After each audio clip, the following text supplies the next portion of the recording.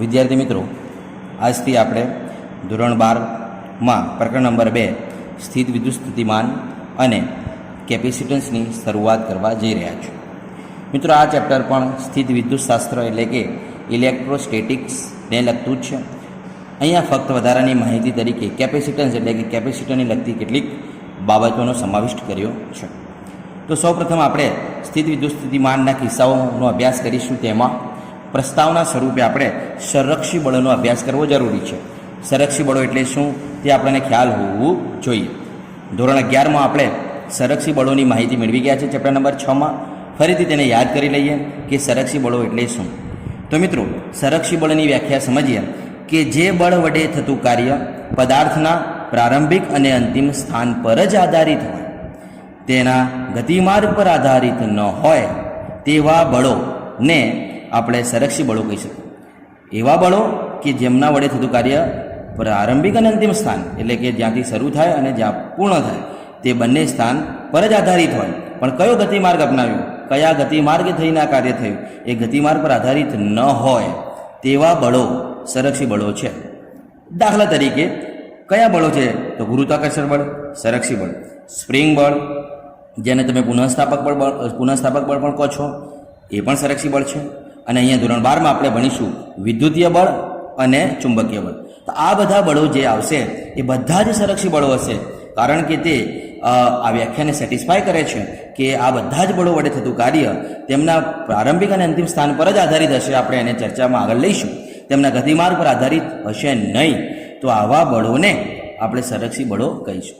તો મિત્રો, સૌપ્રથમ જોઈએ કે કેવી રીતના બધા બળો સંરક્ષી બળો છે, એટલે કે તેમના વડે થતું કાર્ય ફક્ત પ્રારંભિક અને અંતિમ સ્થાન પર જ આધારિત છે, તેમના ગતિમાર્ગ પર આધારિત નથી. તે સૌપ્રથમ ઉદાહરણ દ્વારા આપણે સમજીએ કે જે આપણે સૌપ્રથમ ગુરુત્વાકર્ષણ બળ વિશે સમજીએ કે કેવી રીતના ગુરુત્વાકર્ષણ બળ એ સંરક્ષી બળ છે. માની લઈએ કે આ પૃથ્વીની સપાટી છે. પૃથ્વીની સપાટી પર કોઈ એક એમ દળનો ગોળો પડેલો છે. વિચારો, સ્મોલ એમ દળ ધરાવતો આ કોઈ ગોળો છે. હવે દળ છે એટલે દળના કારણે તેના ઉપર અધો દિશામાં ગુરુત્વાકર્ષણ બળ લાગતું હોય. W બરાબર mg, બરાબર, જેને વજન બળ પણ આપણે કહીએ છીએ. તો આ જે બળ છે હંમેશા અધો દિશામાં જ લાગે. ગુરુત્વાકર્ષણ બળ તમે જાણો છો. હવે આ બળની વિરુદ્ધ આપણે કોઈ બાહ્ય બળ આ ગોળાને આપીએ, F એક્સટર્નલ જેને તમે કહી શકો. તો આ બાહ્ય બળની અસર હેઠળ ગોળાને હું ઉધ્વ દિશા તરફ લઈ જાઉં છું, ઉપર તરફ લઈ જાઉં છું. ઉપરની દિશામાં આપણે બાહ્ય બળની અસર હેઠળ જો ગોળાને લઈ જઈએ અને ધારો કે આ ગોળો આટલો અંતર કાપીને ધારો કે અહીંયા આવી ગયો છે, બરાબર છે, તો એને લગભગ માની લો કે d જેટલું કંઈ અંતર કાપ્યું છે, સ્થળાંતર તેને d જેટલું કર્યું છે એવું આપણે માની લઈએ. કયા બળની અસર હેઠળ? બાહ્ય બળની અસર હેઠળ આ પદાર્થે એટલે કે સ્મોલ એમ દળના ગોળાએ d જેટલું સ્થળાંતર કર્યું અને કંઈક ઊંચાઈએ પહોંચી ગયું છે. તો આ બળને લીધે જે સ્થળાંતર થયું છે એનો મતલબ આપણે કાર્યનું સૂત્ર જાણીએ છીએ, W બરાબર F ઇન્ટુ D. તો બળ અને સ્થળાંતરનો ગુણાકાર છે, અદિશ ગુણાકાર છે, આપણે સમજીએ છીએ. તો આ પદાર્થ વડે કંઈક કાર્ય થયું હશે અને આ કાર્ય ગુરુત્વાકર્ષણ બળની વિરુદ્ધ થયું છે. જુઓ, ગુરુત્વાકર્ષણ બળ અધો દિશામાં લાગે છે આવી રીતના, પરંતુ આપણે જે કાર્ય કર્યું છે એ ક્ષેત્રની વિરુદ્ધ છે. આપણે ઉપર તરફ જઈ રહ્યા છે, ઉધ્વ દિશા તરફ જઈ રહ્યા છે. એનો મતલબ કે આપણું કાર્ય કેવો છે? ઋણ છે, કેમ કે આપણે ક્ષેત્રની વિરુદ્ધ દિશામાં ગતિ કરી રહ્યા છીએ. તો આ જે કાર્ય થયું, પદાર્થ જ્યારે d ઊંચાઈએ પહોંચ્યો ત્યારે જે કાર્ય થયું છે તે કાર્ય પદાર્થમાં ગુરુત્વીય સ્થિતિ ઉર્જા સ્વરૂપે સંગ્રહ થશે. એનો મતલબ કે આ જે કાર્ય છે એક જાતની સ્થિતિ ઉર્જા છે, જેને અહીંયા આપણે ગુરુત્વીય સ્થિતિ ઉર્જા કહી શકીએ. આપણે શું કહી શકીએ? ગુરુત્વીય સ્થિતિ ઉર્જા કહી શકીએ. અને આ ગુરુત્વીય સ્થિતિ ઉર્જા એ પદાર્થના અંદર સંગ્રહ પામે છે. અને જ્યારે આ બાહ્ય બળને આપણે દૂર કરીએ, એટલે કોઈ ગોળાને તમે ઉધ્વ દિશામાં લઈ ગયા અને તે ઉધ્વ દિશામાં લઈ ગયા છે એટલે કંઈક બળ આપો છો અને ત્યાંથી એ બળ છોડી દો, તે ગોળો ક્યાં આવશે? હવે નીચે પડશે ને, ગુરુત્વાકર્ષણ બળની અસર હેઠળ. તો આ ગુરુત્વીય સ્થિતિ ઉર્જા જે તેના પાસે હતી, જ્યારે બાહ્ય બળ દૂર થાય અને પદાર્થ અધો દિશામાં ગતિ કરતો થઈ જાય ત્યારે, કેમ કે આ બળ આપણે હવે દૂર કરી દીધું, ઊંચે લઈ જતા હતા ને, એ બળ દૂર કર્યું, તો હવે તેની આ જે ગુરુત્વીય સ્થિતિ ઉર્જા છે તેનું ગતિ ઉર્જામાં રૂપાંતર થશે. એટલે કે આ ગુરુત્વીય સ્થિતિ ઉર્જા જ્યારે પદાર્થ અધો દિશામાં આવે ત્યારે ગતિ ઉર્જામાં ફેરવાતી જાય. એનો અભ્યાસ પણ ધોરણ 11માં તમે કર્યું જ છે. તો સ્થિતિ ઉર્જાનું ગતિ ઉર્જામાં રૂપાંતર થાય છે અને સમગ્ર માર્ગ પર આ જે સમગ્ર માર્ગ હશે તેનો ગતિમાર્ગ, તે સમગ્ર માર્ગ પર સ્થિતિ ઉર્જા અને ગતિ ઉર્જાનો સરવાળો એટલે યુ પ્લસ કે કેવો રહેશે? અચળ. ધોરણ 11ના ચેપ્ટર નંબર 14 દોલનોમાં પણ આપણે આ વ્યવસ્થિત સમજી ગયા છે. યુ પ્લસ કે બરાબર અચળ, જેને યાંત્રિક ઉર્જા સંરક્ષણ કહેવાય. જેને શું કહેવાય? યાંત્રિક ઉર્જા સંરક્ષણનો નિયમ પણ કહેવામાં આવે છે. એટલે આપણે અહીંયા બીજું કશું નથી કર્યું, યાંત્રિક ઉર્જાનું સંરક્ષણ થયું છે એવું કહી શકાય. સમગ્ર માર્ગ પર ગતિ ઉર્જાનું શું થાય છે? સ્થિર ઉર્જામાં રૂપાંતર. એટલે કે જેટલું ઘટાડો સ્થિતિ ઉર્જામાં થયો છે એટલો ગતિ ઉર્જામાં વધારો થાય, મતલબ કે સ્થિતિ ઉર્જાનું ગતિ ઉર્જામાં રૂપાંતર થાય છે. આ સમજ્યું આપણે શું કે ભાઈ કેવી રીતના પદાર્થ પર કાર્ય થાય છે અને એનું સ્થિતિ ઉર્જામાં રૂપાંતર થશે, કેમ કે આગળ આપણે સ્થિતિ ઉર્જાને પણ સમજવાની છે. પરંતુ આપણે મેઇન મુદ્દો શું હતો કે એમને સંરક્ષી બળો કેમ કહે છે? તો તેમના વડે થતું કાર્ય, જે આ કાર્ય થયું જેનો આપણે અહીંયા અભ્યાસ કર્યો કે જેનું સ્થિતિ ઉર્જામાં રૂપાંતર થયું છે, તે તેમના પ્રારંભિક સ્થાન, એટલે કે આ જે પ્રારંભિક સ્થાન છે, ઇનિશિયલ કન્ડિશન માની લો, પ્રારંભિક સ્થાન, અને આ છે તેનું અંતિમ સ્થાન, અંતિમ સ્થાન, આ બંને સ્થાન પર જ આધાર રાખે છે, તેમના ગતિમાર્ગ પર આધાર રાખતો નથી. કેવી રીતના સાહેબ? તો એ સમજીએ. તો અહીંયા આપણે પદાર્થને સીધો લઈ ગયા છે ઉપર. માની લો કે તેનો ગતિમાર્ગ કંઈક વાંકો ચૂકો આવી રીતના લઈ ગયા હોત તો, અથવા તો આવી રીતના લઈ ગયા હોત તો, ગમે તે માર્ગે આપણે એને ધારો કે આવી રીતના લઈ ગયા હોત તો આ ગમે તે અસંખ્ય માર્ગો વિચારી શકાય ને. તો આ બધા જ માર્ગો પર જો આપણે પદાર્થને લઈ જઈએ, પરંતુ તેનો પ્રારંભિક અને અંતિમ સ્થાન એનું એ જ છે, તો આ બધા જ માર્ગો પર પદાર્થે ગતિ કરી અને તે દરમિયાન તેને સ્થાનાંતર તો ડી જેટલું જ કર્યું છે. તમે સમજો છો? પ્રારંભિક અને અંતિમ સ્થાનને જોડતી સુરેખા એટલું જ અંતર હોય સ્થાનાંતર. તો આ જે કાર્ય થશે એ તો કેટલું થશે? જે પહેલાં થયું હતું એટલું જ, આટલું જ કાર્ય થશે ને, બળ ગુણ્યા સ્થાનાંતર. માર્ગ ગમે તે હોય, આ માર્ગ પર બળ આધાર રાખતો નથી. એટલે કે આ બળ વડે થતું કાર્ય જે છે એ ફક્ત પ્રારંભિક અને અંતિમ સ્થાન પર જ આધારિત છે. ગમે તે માર્ગ આપણે વિચારીએ, પ્રારંભિક અને અંતિમ સ્થાન એનું એ જ છે, બળ એનો એ જ છે, સ્થાનાંતર એનું એ જ રહેશે, એટલે કે કાર્ય એનું એ જ રહેશે. કાર્યમાં કોઈ પણ જાતનો બદલાવ આવશે નહીં. એટલે કે ગતિમાર્ગ પર બિલકુલ આધારિત છે નહીં. એટલો આપણે એને કહી શકીએ કે આ ગતિમાર્ગ પર આધારિત નથી, એટલે સંરક્ષી બળ છે. તો તમને એ પણ પ્રશ્ન થાય, સાહેબ અસંરક્ષી બળ કયો હોય? તો અસંરક્ષી બળ ઘર્ષણ બળ હોય. તે ગતિમાર્ગ પર આધાર રાખે છે. કેવી રીતના? આ તો વાત નીકળી છે એટલે સમજાવી દઉં. માનો કે કોઈ ખડબચડી સપાટી છે, ઘર્ષણ બળ ક્યારે લાગે? ખડબચડી સપાટી હોય તો જ ને. તો માની લઈએ કે અહીંયા કોઈ ખડબચડી સપાટી છે, આ સહેજ ખડબચડી સપાટી છે એવું માની લો તમે, બરાબર? અને એના ઉપર કોઈ એક બ્લોક મૂકી દઉં છું. હવે આ જે બ્લોક છે, આ બ્લોકને હું કંઈક બળ આપીને ખસેડવા માંગુ છું. એટલે કે આ બળ આપું છું, કંઈ બાહ્ય બળ એફ એક્સટર્નલ, બરાબર? સમજો. હવે આ બળ આપું છું ત્યારે આ બ્લોક આગળ તો ખસશે, મતલબ કે અહીંયાથી તેની પ્રારંભિક પોઝિશનથી અંતિમ પોઝિશન, ધારો કે અહીંયા સુધી તે ડી જેટલું સ્થળાંતર કરે છે, અહીંયા પહોંચે છે. તો તેને કંઈ બળ આપતા તેનું સ્થાનાંતર થયું, એટલે કે ચોક્કસ કાર્ય તો થયું જ, ડબલ્યુ બરાબર એફ ડી જેટલું. પરંતુ હવે આ કાર્ય તેની આ પ્રારંભિક સ્થિતિ અને અંતિમ સ્થિતિ પર જ આધારિત નથી, તેના ગતિમાર્ગ પર પણ આધારિત છે. કારણ આ માર્ગ ખરબચડો છે, તો આ માર્ગના દરેક બિંદુએ તેના પાસે જે બળ લાગતો હશે તે બળનું સંરક્ષણ થશે? તો નહીં થાય. કેમ આવું? કારણ કે જે ગતિમાર્ગ છે તે ખરબચડો હોવાથી પદાર્થ પર એક વધારાનું બળ લાગે છે, જેને આપણે ઘર્ષણ બળ કહીએ છીએ, અને તે હંમેશા ગતિની વિરુદ્ધ દિશામાં હોય. આ ગતિની વિરુદ્ધ દિશામાં હોય, જેને ફ્રિક્શન, ઘર્ષણ બળ આપણે કહેતા હોઈએ છીએ. એનો મતલબ એવું થયું કે જ્યારે પદાર્થ પર ઘર્ષણ બળ લાગે છે ત્યારે થતું કાર્ય ઘટે છે, કેમ કે બાહ્ય બળમાં ઘટાડો થાય ને, કેમ કે વિરુદ્ધ દિશામાં ઘર્ષણ બળ લાગતો હોય. એટલે કે તેના પ્રારંભિક અને અંતિમ સ્થાન પર આધારિત નથી આ બળ, કેમ કે વચ્ચે જે માર્ગ છે એ શું ખબર કેટલો વધારે ફ્રિક્શનિયસ છે, એટલે કે ક્યાં વધારે ઘર્ષણ થશે, ક્યાં ઓછું ઘર્ષણ થશે. ખરબચડી સપાટી ક્યાંક વધારે હોય, ઓછી હોય, બરાબર? એટલે આ અસંરક્ષી બળ કહેવાય. કારણ કે ફક્ત પ્રારંભિક અને અંતિમ સ્થાન એકલું જરૂરી નથી તેના વડે થતા કાર્યમાં, તેનો માર્ગ કેવો છે એ પણ જોવો પડે. ફ્રિક્શનિયસ છે, ઓછો ફ્રિક્શનિયસ છે, વધુ ફ્રિક્શનિયસ છે.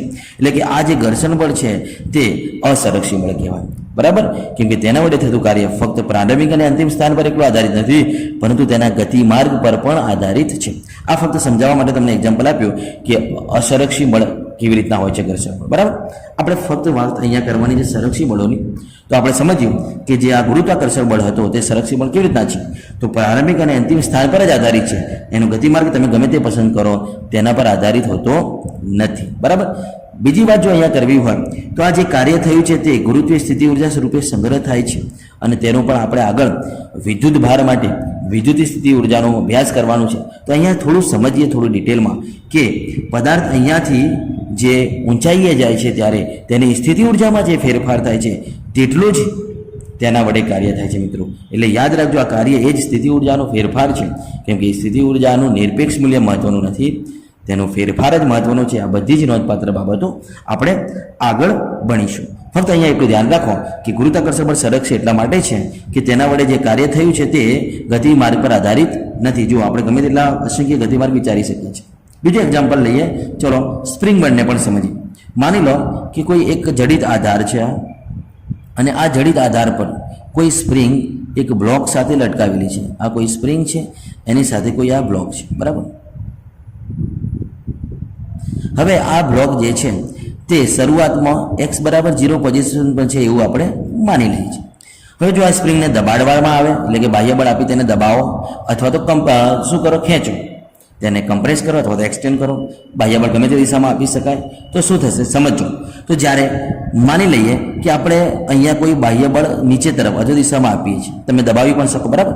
તો બાહ્ય બળ આપવું એટલે કે એફ એક્સટર્નલ હું આપું છું, એટલે શું થશે બાજુમાં સમજાવું. સ્પ્રિંગ ખુલશે આવી રીતના, બાહ્ય બળ આપતા સ્પ્રિંગ ખુલશે એટલે કે એક્સટેન્ડ થશે અને બ્લોક અહીંયા આવી જશે, બરાબર. હવે જો આ બાહ્ય બળ જે આપણે આપતા હતા એ બાહ્ય બળને આપણે નાબૂદ કરી દઈએ, એટલે કે દૂર કરી દઈએ, તો આપેલા બાહ્ય બળને આપણે દૂર કરતા શું થશે, સ્પ્રિંગ ફરીથી પોતાની જે અહીંયા મૂળ સ્થિતિ હતી, આ મૂળ સ્થિતિ, એ મૂળ સ્થિતિએ જવાનો પ્રયત્ન કરશે.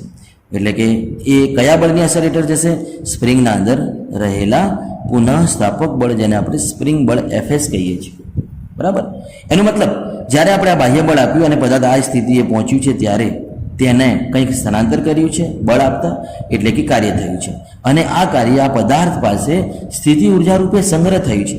એનો મતલબ કે અહીંયા પદાર્થ પાસે મહત્તમ સ્થિતિ ઉર્જા હશે, યુ મેક્સિમમ, મહત્તમ સ્થિતિ ઉર્જા હશે. પરંતુ જેવો જ આપણે આ બળ દૂર કર્યું, અહીંયા જો બળ નથી, બળ દૂર કરીશ એવું તરત જ આ સ્થિતિ ઉર્જાનું શેમાં રૂપાંતર થશે, ગતિ ઉર્જામાં, અને પદાર્થ શું કરશે, પોતાની મૂળ સ્થિતિએ જવાનો પ્રયત્ન કરશે. કયા બળની અસર હેઠળ, સ્પ્રિંગ બળ. આ બધું આપણે ધોરણ 11માં ભણ્યું છે. અને પદાર્થ શું કરશે, મધ્યમાન સ્થાનની આસપાસ દોલનો કરશે, કેમ કે આ સ્પ્રિંગ છે, તેના પાસે પુનઃસ્થાપક બળ હોય એટલે તે દોલનો કરે, બરાબર. એનો મતલબ કે સ્થિતિ ઉર્જાનું ગતિ ઉર્જામાં રૂપાંતર થશે અને ગતિ ઉર્જાનું ફરીથી સ્થિતિ ઉર્જામાં રૂપાંતર થશે. કેવી રીતના, તો પદાર્થનું જ્યારે અહીંયા જ્યારે તેના ઉપર આપણે મહત્તમ બાહ્ય બળ આપ્યું હતું અને પછી તે બળ દૂર કર્યું ત્યારે તેના પાસે મહત્તમ સ્થિતિ ઉર્જા હતી, પરંતુ જેવો બળ દૂર કર્યો તેઓ તેનું ગતિ ઉર્જામાં રૂપાંતર થયું અને પદાર્થ ઉત્તર દિશામાં જતો થઈ ગયો ત્યારે તેનું ગતિ ઉર્જામાં રૂપાંતર થાય ત્યારે મધ્યમાન સ્થાને, એટલે અહીંયા આવે ત્યારે તેના પાસે મહત્તમ ગતિ ઉર્જા હોય, ત્યારે સ્થિતિ ઉર્જા હોતી નથી. તમે જાણો છો 14મા ચેપ્ટરમાં દોલનોમાં આ બધું સમજાવ્યું છે.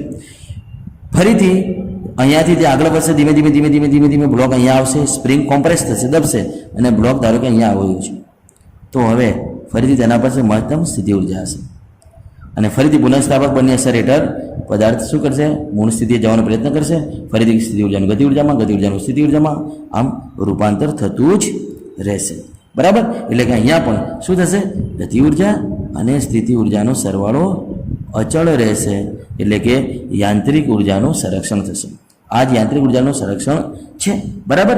એટલે કે જ્યારે યાંત્રિક ઉર્જાનું સંરક્ષણ થાય છે ત્યારે ગતિ ઉર્જા અને સ્થિતિ ઉર્જાનો સરવાળો કેવો રહેશે, અચળ રહેશે. અને આ જ સંરક્ષી બળોની લાક્ષણિકતાઓ છે, તેનો મૂળભૂત કિસ્સો છે. એ સંરક્ષી બળો માટે જ યાંત્રિક ઉર્જાનું સંરક્ષણ થાય છે, એટલે કે તેમના ગતિમાર્ગ પર ગતિ ઉર્જા અને સ્થિતિ ઉર્જાનો સરવાળો અચળ રહેતો હોય છે, બરાબર. હવે વાત કરીએ આપણે વિદ્યુતીય બળની.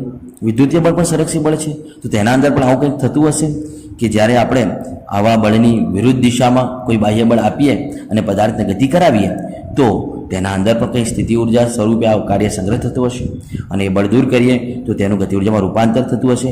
જોઈએ હવે વિદ્યુતીય બળ માટે અને પછી તેના ઉપરથી આપણે વિદ્યુતીય સ્થિતિ ઉર્જાની પણ ચર્ચા કરીશું. તો હવે વાત કરીએ વિદ્યુતીય બળ માટે. તો મિત્રો વિદ્યુતીય બળ પણ સંરક્ષી બળ છે, કેવી રીતના, તો એને આપણે એક અલગ ટોપિકથી સમજીએ, કેમ કે આપણા ચેપ્ટરનો આ જ મહત્વનો મુદ્દો છે. વિદ્યુતીય બળ પણ કેવું છે, સંરક્ષી બળ છે, સંરક્ષી બળ છે. સમજીએ કે ધારો કે કોઈ એક સ્ત્રોત વિદ્યુત ભાર તરીકે હું અહીંયા લઉં છું પ્લસ Q, આ કોઈ એક સ્ત્રોત વિદ્યુત ભાર છે, એની આસપાસ તેનું વિદ્યુત ક્ષેત્ર હશે. તમે જાણો છો આ બધી વિદ્યુત ક્ષેત્ર રેખાઓ તેની આસપાસ હોય. અત્યારે હું દોરતો નથી, તમારે સમજવાનું છે. તો એના આસપાસના કેટલાક વિસ્તારમાં શું હશે? તેનું વિદ્યુત ક્ષેત્ર પ્રવર્તમાન હશે.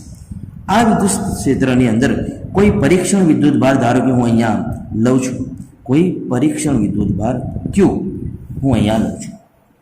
હવે આ બંને ધન હોય અથવા તો બંને ઋણ હોય તો જ આ સાચું છે. મતલબ કે બંને ધન હોય અથવા તો બંને ઋણ હોય ત્યારે તેમની વચ્ચે કયો બળ લાગતો હશે? અપાકર્ષી બળ. બંને ધન છે માટે અપાકર્ષી બળ લાગતું હશે.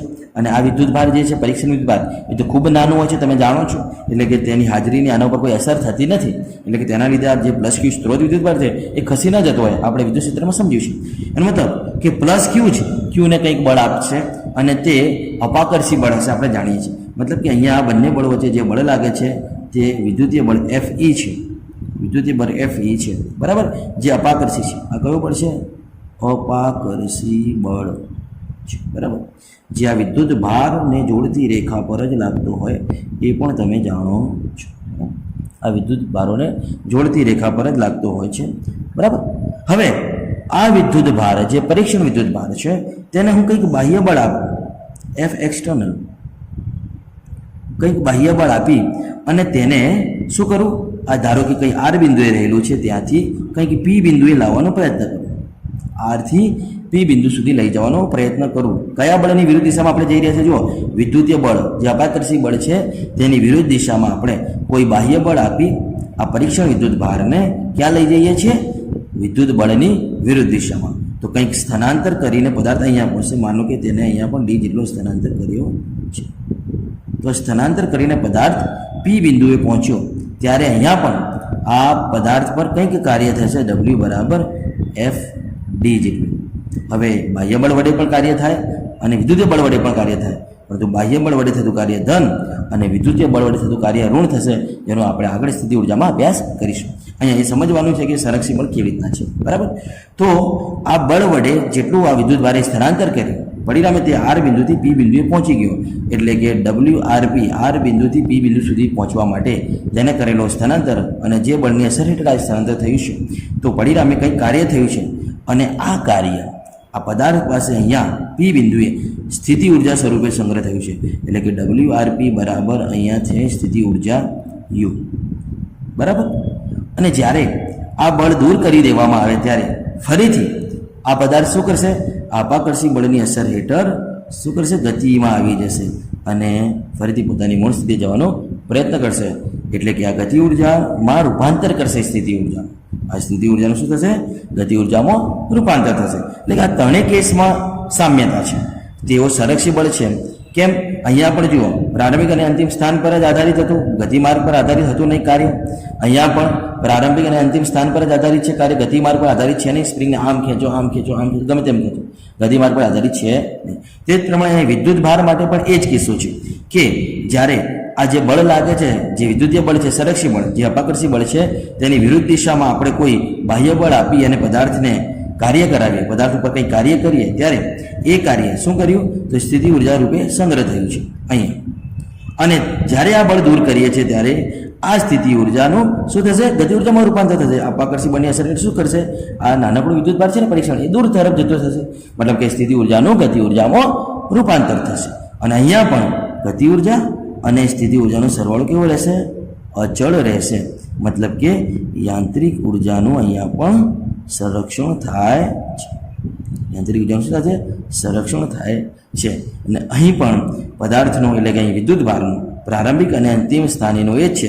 ભલે તમે ગતિમાર્ગ જુદો કરી લો, માન લો કે આનો ગતિમાર્ગ આમ કરી શકાય, આમ કરી શકાય, ગમે તે માર્ગે તમે પદાર્થને પી બિંદુ સુધી લાવો, પરંતુ તેના વડે થતું કાર્ય તેના પ્રારંભિક અને અંતિમ સ્થાન પર જ આધારિત રાખશે, તેના ગતિમાર્ગ પર આધારિત છે નહીં.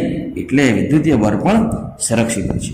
યાદ રાખવાની બાબત એ છે કે જે કાર્ય થાય છે તે સ્થિતિ ઉર્જા રૂપે સંગ્રહ થાય છે. જો ત્રણેય કિસ્સામાં હું સમજાવ્યું છે, જે કાર્ય થાય છે તે સ્થિતિ ઉર્જા સ્વરૂપે સંગ્રહ થાય છે અને એ સ્થિતિ ઉર્જાનું ગતિ ઉર્જામાં રૂપાંતર થાય છે જ્યારે આ બાહ્ય બળને આપણે દૂર કરીએ. જે આ સ્પ્રિંગના કિસ્સામાં પણ સમજ્યું કે અહીંયા ખેંચીને આપણે બળ દૂર કરી દઈએ, છોડી દઈએ, તે મહત્તમ સ્થિતિ ઉર્જામાંથી ધીમે ધીમે શું થશે? ગતિ ઉર્જામાં રૂપાંતર થશે. તે જ પ્રમાણે ગુરુત્વીય બળમાં પણ આપણે સમજ્યું, તે જ પ્રમાણે વિદ્યુતીય બળમાં પણ આપણે સમજ્યું સ્થિતિ ઉર્જાનું શેમાં રૂપાંતર થાય?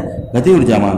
અને ગતિ ઉર્જા અને સ્થિતિ ઉર્જાનો સમગ્ર માર્ગ પણ સરવાળો કેવો રહેશે? અચળ, જેને યાંત્રિક ઉર્જા સંરક્ષણનો નિયમ કહેવામાં આવે છે. એટલે કે યાંત્રિક ઉર્જાનું સંરક્ષણ થાય છે, જે સંરક્ષી બળો માટે જ સાચું છે, એ તમે જાણો છો. તો આ બધી વાત થઈ સંરક્ષી બળોની, જે ગુરુત્વાકર્ષણ બળ, સ્પ્રિંગ બળ, જેને આપણે પુનઃસ્થાપક બળ કહીએ છીએ, અને વિદ્યુતીય બળ માટે સાચું છે. જેમ આગળ ભણશું તેમ ચુંબકીય બળ પણ આવશે. આ બધા જ બળો એ સંરક્ષી બળો છે. એટલે તમારે ફક્ત એવું યાદ રાખવાનું છે કે જ્યારે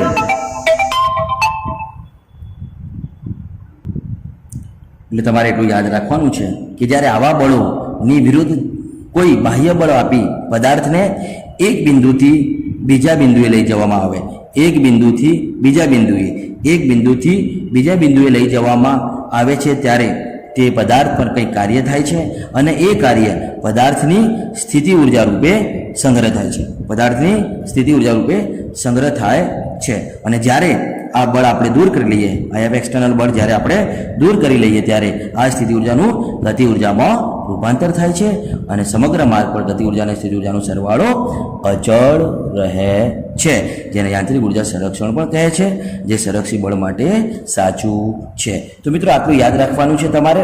અને વિદ્યુતીય બળ પણ સંરક્ષી બળ છે, એ યાદ રાખીશું તો જ આગળ આપણે સ્થિત વિદ્યુત સ્થિતિ ઉર્જાનો અભ્યાસ કરીશું, તેના અંદર તમને ખ્યાલ આવશે. તો ચલો આપણે આગળ હવે સ્થિત વિદ્યુત સ્થિતિ ઉર્જાનો અભ્યાસ કરીએ અને જોઈએ કે સ્થિત વિદ્યુત સ્થિતિ ઉર્જા કેવી રીતના સંગ્રહ પામે છે. તો વિદ્યાર્થી મિત્રો, નેક્સ્ટ આપણો ટોપિક છે સ્થિત વિદ્યુત સ્થિતિ ઉર્જા. બરાબર, આગળ આપણે સંરક્ષી બળોનો અભ્યાસ કર્યો છે, વિદ્યુતીય બળ પર સંરક્ષી બળો છે એને બરાબર સમજી લીધું છે. તો નેક્સ્ટ ટોપિક સ્થિત વિદ્યુત સ્થિતિ ઉર્જા તરફ આગળ વધીએ. તો સ્થિત વિદ્યુત સ્થિતિ ઉર્જા કોને કહેવાય? વિદ્યુત સ્થિતિ ઉર્જા પણ તેને કહી શકાય. તેની વ્યાખ્યા શું? પહેલાં વ્યાખ્યા ચર્ચીએ, પછી એને થિયરી સ્વરૂપે પણ જોઈએ. તો મિત્રો, આપેલ વિદ્યુતભારની વ્યાખ્યા સમજો. આપેલ વિદ્યુત ભાર કોઈ પણ વિદ્યુત ભાર, ધારો કે ક્યુ, આપેલ વિદ્યુત ભાર ક્યુને અનંત અંતરેથી વિદ્યુત ક્ષેત્રમાંના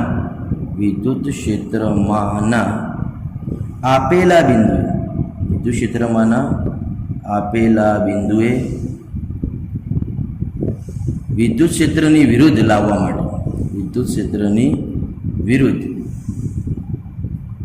લાવવા માટે કરવું પડતું કાર્ય એટલે વિદ્યુત સ્થિતિ ઉર્જા. વ્યાખ્યા ખૂબ જ સરળ છે, સમજવાનું છે. શું કે છે વ્યાખ્યા? કોઈ વિદ્યુત ભાર ક્યુ હોય તેને અનંત અંતરેથી કોઈ બીજા સ્ત્રોત વિદ્યુત ભારના વિદ્યુત ક્ષેત્રમાં કોઈ બિંદુ આપેલો, તે બિંદુએ વિદ્યુત ક્ષેત્રની વિરુદ્ધ લાવવાનું છે. વિદ્યુત ક્ષેત્રની વિરુદ્ધ લાવવા માટે કરવું પડતું કાર્ય એટલે વિદ્યુત સ્થિતિ ઉર્જા. તો છે ને કાર્ટેશિયન યામાક્ષ પદ્ધતિ પરથી સમજીએ મિત્રો. તો જુઓ, કાર્ટેશિયન યામાક્ષ પદ્ધતિનો આપણે વિચાર કરીએ. માની લો કે આ દ્વિપરિમાણી કાર્ટેશિયન યામાક્ષ પદ્ધતિ છે. આ કોઈ વાયક છે, આપણે માની લેવાનું છે, અને આ કોઈ એક્સ અક્ષ છે. બરાબર, તો આને હું નામ આપું છું એક્સ, અને નામ આપું છું વાય. બરાબર, આ કાર્ટેશિયન યામાક્ષ પદ્ધતિના ઉગમ બિંદુ પર ધારો કે ક્યુ જેટલો ધન વિદ્યુતભાર છે. આપણે જાણીએ છીએ કે આ વિદ્યુતભાર ક્યુની આસપાસના વિસ્તારમાં તેની અસર પ્રવર્તમાન હશે, જેને આપણે આ વિદ્યુતભારનું વિદ્યુત ક્ષેત્ર કહીએ છીએ. આ વિદ્યુતભારના વિદ્યુત ક્ષેત્રમાં રહેલા કોઈ બિંદુ, ધારો કે કોઈ બિંદુ પી રહેલું છે, આપણે સ્વીકારી લેવાનું. માનો કે અહીંયા કોઈ બિંદુ પી છે. આ બિંદુ પી પાસે કોઈ વિદ્યુત ભારિત કણ અથવા તો કોઈ વિદ્યુત ભાર, નાનકડો કોઈ વિદ્યુત ભાર ને આપણે અનંત અંતરથી લાવવાનું છે. તો તેને અહીંયા લાવવા માટે જે કાર્ય કરવું પડશે તે કાર્ય જ વિદ્યુત સ્થિતિ ઉર્જા છે, એવું વિદ્યુત સ્થિતિ ઉર્જાની વ્યાખ્યા કહે છે. તો અહીંયા આપણે સમજીએ કે આ વિદ્યુત ભાર ક્યુ ના વિદ્યુત ક્ષેત્રમાં કોઈ બે બિંદુ પસંદ કરી લઈએ. એક બી પસંદ કર્યું કે જ્યાં આપણે વિદ્યુત ભારિત કણને અથવા તો વિદ્યુત ભારને લાવવાનું છે, અને કોઈ બીજો બિંદુ આપણે પસંદ કરી લઈએ ઉપર આર. માન લો કે અહીંયા આર બિંદુ છે. હવે આ આર બિંદુ પાસે ધારો કે કોઈ એક વિદ્યુત ભાર ક્યુ જે આપણે લેવાનો છે તે રહેલો છે. તો આ ક્યુ વિદ્યુત ભારને મારે શું કરવાનું છે? આર બિંદુથી પી બિંદુ સુધી લાવવું છે. અત્યારે હું આ બંને બિંદુઓને વિદ્યુત ક્ષેત્રમાં જ દીધા છે, બરાબર. તો આર બિંદુથી પી બિંદુ સુધી આપણે તેને લાવવું છે. તો શું થશે? તો અહીંયા કેપિટલ ક્યુ અને સ્મોલ ક્યુ એટલે કે સ્ત્રોત વિદ્યુત ભાર અને આ કોઈ પરીક્ષણ વિદ્યુત ભાર છે, બંને ધન છે. આ કિસ્સો ત્યારે શક્ય જ્યારે બંને ધન અથવા તો બંને ઋણ વિદ્યુત ભારો હોય, બરાબર. તો શું થશે? બંને વચ્ચે અપાકર્ષી બળ લાગશે. તો આ કેપિટલ ક્યુ વિદ્યુત ભાર જે પરીક્ષણ વિદ્યુત ભાર છે સ્મોલ ક્યુ, તેના ઉપર કંઈક અપાકર્ષી બળ લગાડશે અને એ અપાકર્ષી બળને આપણે કહીએ છીએ FE. તમે જાણો છો વિદ્યુતીય બળ કહેવાય તેને, અથવા તો અપાકર્ષી બળ કહેવાય FE સદિશ, બરાબર. તો આ અપાકર્ષી બળની અસર હેઠળ હશે ક્યુ વિદ્યુત ભાર. આ પરીક્ષણ વિદ્યુત ભાર એટલો નાનો હોય છે કે તેની હાજરીની પ્લસ ક્યુ પર કોઈ અસર નહીં થાય. એ તમે જાણો છો કે તેના વડે આ ખસી નહીં જાય. આ ખસી શકે પણ આ ખસશે નહીં. હવે આપણે શું કરવાનું છે? તો આર બિંદુએ રહેલા આ પ્લસ ક્યુ એટલે કે પરીક્ષણ વિદ્યુત ભારને આ પ્લસ ક્યુ જે કેપિટલ ક્યુ છે તેના વિદ્યુત ક્ષેત્રની વિરુદ્ધ, આને વિદ્યુત ક્ષેત્ર આ દિશામાં હશે ને, ધન વિદ્યુત ભાર છે એટલે બહાર નીકળેલી દિશામાં વિદ્યુત ક્ષેત્ર લખાવું હોય એટલે કે વિદ્યુત ક્ષેત્રની દિશા હોય, તેની વિરુદ્ધ લાવવું છે. તેની વિરુદ્ધ, ક્ષેત્રની વિરુદ્ધ કોઈ બિંદુ પસંદ કરી લીધો છે પી, તેની પાસે આપણે લાવવાનો છે. તો આપણે શું કરવું પડશે? તો અહીંયા કંઈક આપણે બાહ્ય બળ લગાડવું પડશે. એમને એમ થોડી આવે, કંઈક બળ લગાડવું પડે. એટલે કે F એક્સટર્નલ, બાહ્ય બળ જેને કહેવાય, આપણે લગાડવું જ પડે. કારણ કે અહીંયા અપાકર્ષી બળ રહેલો છે અને આ અપાકર્ષી બળની વિરુદ્ધ આપણે કોઈ બળ આપીએ ત્યારે જ આ સ્મોલ ક્યુ વિદ્યુત ભાર ક્ષેત્રની વિરુદ્ધ ગતિ કરીને આવીશું. તો આ જે બાહ્ય બળ આપીએ તો આ બાહ્ય બળ એ આ અપાકર્ષી બળની વિરુદ્ધ દિશામાં સમાન મૂલ્યોનું આપવું પડે, ત્યારે જ શું થાય? તો આ શરત પડાય F external is equal two minus FE સદિશ. બંને સદિશ રાશિ છે, મૂલ્યો સમાન છે, મૂલ્યો સમાન છે પરંતુ દિશા વિરુદ્ધ છે. પરિણામે કુલ બળ કેટલું થશે? F net. પરિણામી બળ શૂન્ય થશે. પરિણામી બળનું મૂલ્ય કેવું થશે? શૂન્ય થશે, જેથી પ્રવેગ શૂન્ય થશે. પ્રવેગ શૂન્ય થાય એનો મતલબ કે વેગ અચળ થાય. વેગ કેવો થાય? અચળ. મતલબ કે આપણો જે વિદ્યુત ભાર છે પરીક્ષણ વિદ્યુત ભાર સ્મોલ ક્યુ, એના પાસે કંઈક નાનકડો અચળ વેગ હશે અને અચળ વેગી ગતિ કરીને આર બિંદુથી પી બિંદુ તરફ આવવાનો છે. હવે જ્યારે એ આ બાહ્ય બળની અસર હેઠળ અચળ વેગથી આર બિંદુથી પી બિંદુ તરફ આવશે ત્યારે વ્યાખ્યા અનુસાર એ વિદ્યુત ક્ષેત્રની વિરુદ્ધ આવી રહ્યો છે, ત્યારે બાહ્ય બળ વડે થતું કાર્ય ધન હશે, કારણ કે બળ અને સ્થાનાંતરિત દિશામાં હશે. જ્યારે વિદ્યુતીય બળ જે અપાકર્ષી બળ લાગી રહ્યું છે તેના વડે થતું કાર્ય કેવું હશે? ઋણ. અને આ કાર્ય કયું કાર્ય? તો આર બિંદુથી પી બિંદુ સુધી આ વિદ્યુત ભારને લાવવા માટે જે કાર્ય કરવું પડે છે તે કાર્ય એ વિદ્યુત સ્થિતિય ઉર્જા સ્વરૂપે સંગ્રહ થાય છે. આ વસ્તુ તમારે યાદ રાખવાની છે. એટલે આપણે આર બિંદુથી પી બિંદુ સુધીનો સમગ્ર માર્ગ જે છે એ માની લો કે ખૂબ વિશાળ માર્ગ છે, તો આપણે તેને નાના નાના સૂક્ષ્મ ભાગમાં વિભાજિત કરીએ. તો આરથી પી સુધી આવવા માટે માની લો કે પહેલાં એને શરૂઆતમાં એક નાનકડો ભાગ પસંદ કરીએ, તેને DR સદિશ જેટલું સ્થાનાંતર કર્યું છે, તો થતું સૂક્ષ્મ કાર્ય DW બરાબર શું લખી શકાય? F.dr. બંને સદિશ છે એટલે F.dr સદિશ. આ આરથી પી સુધી આવવા માટેનું સૂક્ષ્મ કાર્ય છે. કેવું કાર્ય છે? આ સૂક્ષ્મ કાર્ય. કેમ સૂક્ષ્મ કાર્ય? નાનકડા સ્થાનાંતરની વાત છે, DR જેટલા સ્થાનાંતરની વાત છે, એટલે કે આ આરથી પી સુધી આવવા માટેનું સૂક્ષ્મ કાર્ય છે. હવે આપણે આરથી પી સુધીના જે માર્ગ છે સુધીના માર્ગ માટેનું કુલ કાર્ય શોધવું છે. માટેનો કુલ કાર્ય આપણે જો શોધવું હોય તો શું કરવું પડે? કેપિટલ W બરાબર ઇન્ટિગ્રેશન, સંકલન જ કરવું પડે ને, સમગ્ર માર્ગ પરનું સંકલન. આરથી પી લિમિટ શું આવે? ઇન્ટિગ્રેશન આરથી પી DW બરાબર. એનો મતલબ આપણે શું કર્યું?